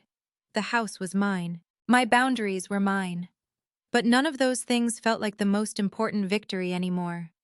The real victory was that my son had finally learned to value my presence before my absence. And the next Easter, there would be an empty chair at no table. Not because someone had been excluded, but because we had finally learned that family should never reserve a seat only for what someone can leave behind. The morning of Easter brunch, I woke before my alarm. For a few seconds, I didn't know why my heart was beating so quickly. Then I remembered. Easter. A year earlier, I had woken up believing I was going to spend the day with my family. By 8:30 that morning, my son had told me not to come. By 12:07, his wife had called asking about a missing blue folder. By the end of that year, I had learned more about my son's financial problems, my late husband's trust, and my own boundaries than I had learned in the previous decade. Now, 1 year later, I was standing in my bedroom deciding what to wear to the Easter brunch my son had invited me to. There was no lavender dress this time. I chose a soft blue blouse and a simple pair of black trousers. I looked at myself in the mirror. I looked older than I had the year before. Not weaker. Older. There is a difference. Some years take things from you. Others give you something you didn't know you needed. I picked up my purse. Then I remembered Andrew's request. Don't bring anything, just bring yourself. I smiled. I left the lemon pound cake at home. For once I listened to my son. When I arrived at his house, I noticed the first difference immediately. There were no extra cars lining the street, no unfamiliar vehicles, no expensive-looking guests standing near the driveway, no private lender, no business consultant, no one carrying folders, just family. Andrew opened the door himself. He smiled. Happy Easter, Mom. I looked at him. Happy Easter. He stepped aside. Come in. I entered. The house looked different. Not worse. Simpler. The expensive decorations were gone. The dining room table was smaller. The flowers weren't professionally arranged. There were mismatched plates. A bowl of homemade rolls sat in the center. The children were running through the hallway. Claire came toward me. For a moment, neither of us spoke. Then she smiled. Happy Easter, Faith. Happy Easter. She hugged me. It was brief. Careful. Not the kind of hug people give when they are pretending everything has been repaired. It was the kind of hug people give when they know something was broken and are grateful it is finally being rebuilt. Thank you for coming, she said. I'm glad I did. Andrew appeared behind her. Mom, can I show you something? What? He pointed toward the dining room. I walked over. There was a chair at the table with a small white card resting on it. My name was written across the front. I stared at it. Andrew. He smiled. I wanted you to have your seat. My throat tightened. A year ago I had been told there wasn't one. Now there was a card. Not because I owned anything. Not because of Robert's trust. Not because I could write a check. Simply because I was his mother. I touched the card. Thank you. Andrew nodded. I meant what I said last year. About what? That I wanted you here because you're my mom. I smiled. I know. We sat down. Richard arrived about 20 minutes later. He came alone. No financial consultant, no business associate. He carried a small box of pastries. When he saw me, he walked over. Faith. Richard. He looked uncomfortable. I've wanted to apologize properly. You did. I know. He placed the box on the table. But I don't think I ever said how sorry I was for making assumptions about your family. I looked at him. You weren't the only one. No, he nodded. But I should have been more careful. Yes. He smiled sadly. I deserved that. I returned his smile. I've said that a lot lately. We both laughed quietly. The tension eased. Richard sat down. Claire brought coffee. Andrew brought eggs. The children argued over who got the larger cinnamon roll. For a few minutes, it was ordinary. Beautifully ordinary. And I realized how much I had missed ordinary. There were no conversations about property. No discussion of the trust. No questions about my estate. No one asked whether the commercial properties had increased in value. No one mentioned inheritance. That was the greatest Easter gift I could have received. Halfway through, my youngest granddaughter asked me a question. Grandma, did Grandpa ever make pancakes? I smiled. Your grandfather made pancakes exactly once. Everyone laughed. Was he good? No. Andrew laughed. He burned them. Completely. I looked around the table. Your grandfather was good at many things. Pancakes were not one of them, Andrew smiled. I remember that. The conversation moved naturally from Robert to childhood memories. Andrew told a story about the time Robert made him paint an entire garage because he had lied about finishing his chores. Claire laughed. Richard listened. The children asked questions. And for the first time in years, Robert's memory wasn't attached to money. How was simply their husband, their father, their grandfather, a man who burned pancakes, a man who built businesses, a man who loved his family. That felt like healing. After brunch, the children went outside. Claire began clearing the table. I stood to help. She stopped me. No, I laughed. I'm still capable of washing dishes. I know. She hesitated. I want to say something. I waited. She set down the plate in her hand. I know you forgave me. Yes. But I also know forgiveness didn't make everything disappear. That's true, she nodded. I've thought about that a lot. So have I. She looked down. Last Easter I was so afraid of losing everything that I forgot what we already had. I listened. I was afraid of losing the house, the business, the lifestyle, the image. She swallowed. And I forgot that your relationship with Andrew mattered more than all of it. I didn't answer immediately. Claire, fear makes people selfish. I know. But fear doesn't excuse what happened. I know. She looked at me. I don't expect you to trust me completely. Good. She smiled faintly. I deserve that too. I laughed. Apparently, I'm very predictable. You are. She reached for my hand. I am sorry. This time I squeezed her fingers. I believe you. Her eyes filled. Thank you. Then we returned to the dishes. There was something comforting about that. Not a dramatic reconciliation, not tears and speeches, just two women standing in a kitchen washing plates after Easter brunch. Sometimes healing is quieter than you expect. Later that afternoon, Andrew asked me to walk outside with him. We stood near the garden. The trees were beginning to bloom. "I have something for you." He reached into his pocket. For a second, my heart stopped. Then I saw what it was. A key. My old house key. He held it out. "I think this belongs to you." I took it. I thought the locksmith changed everything. He did. "Then why give me this?" "Because I want you to have it." I looked at him. "I don't need you to have a key to my house anymore." "I know." He smiled. "I don't want one." I stared at the small piece of metal in my hand. A year earlier, I had changed my locks because I was afraid my son might enter my home without permission. Now he was voluntarily returning the symbol of that old trust. Not because I demanded it, because he understood why it mattered. "Thank you," I said. He nodded. "I learned something." What? Trust isn't automatic because you're family." I smiled. "That's true. And having access isn't the same as being trusted." "Also true." He looked toward the house. "I don't want to be the person who has to be watched anymore." I felt tears gathering. "Then don't be." He turned toward me. "I won't." We stood quietly. Then he said, "Mom." "Yes." "Did you really mean it when you said you forgave me?" I looked at my son. The answer came easily now. "Yes." He nodded. "Even after everything?" "Yes." "Why?" I took his hand. "Because forgiveness isn't saying what you did was acceptable." He listened. "It's saying I refuse to let what you did control the rest of our lives." His eyes filled. "I love you." "I love you too." We hugged. Not the desperate hug of people trying to erase the past. A quieter one.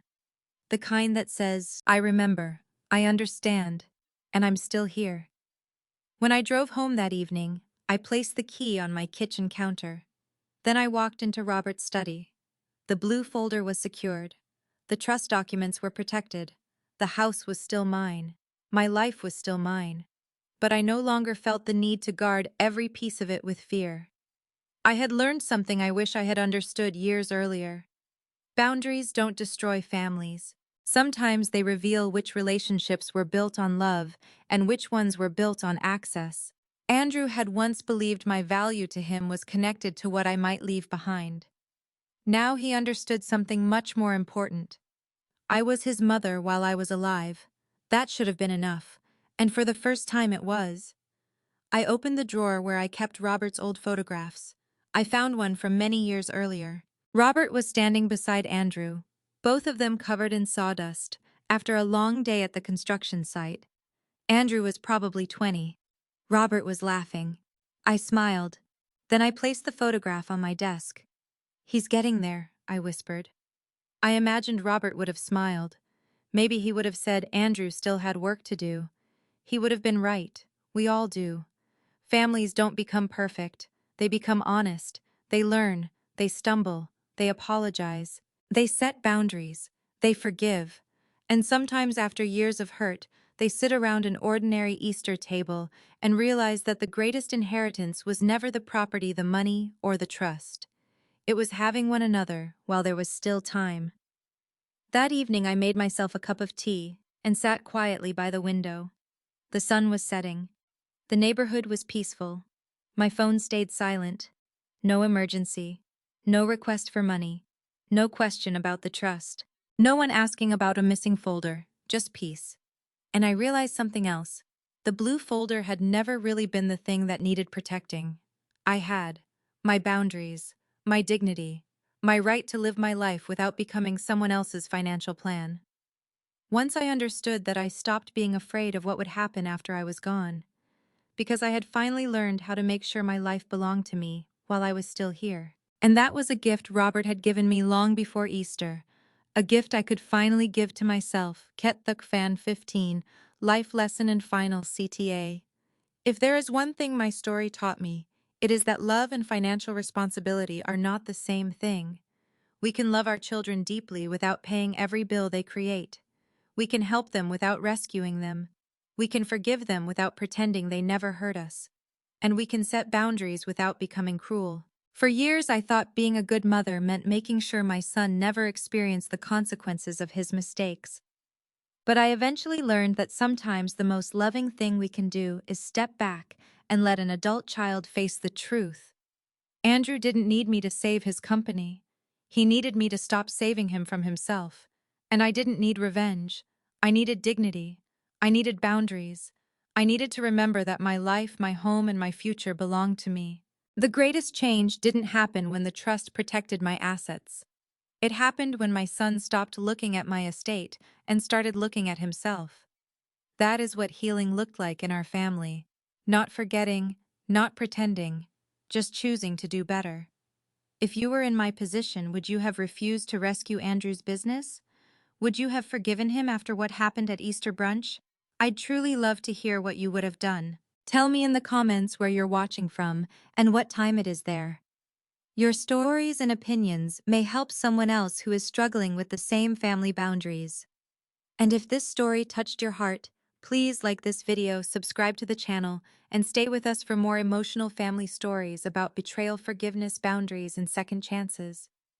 Because sometimes the hardest thing a mother can say is also the most loving. I love you too much to let you keep hurting yourself. The deepest lesson I learned was that loving your family does not mean sacrificing yourself every time they make a mistake. For years, I believed being a good mother meant protecting my son from every hardship.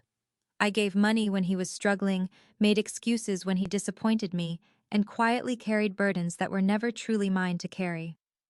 I thought that was unconditional love. But eventually, I understood that love without boundaries can sometimes prevent the people we love from growing. When my son tried to use the inheritance he expected to receive as a solution to problems he had created himself, I faced one of the hardest decisions of my life. I could have written a check.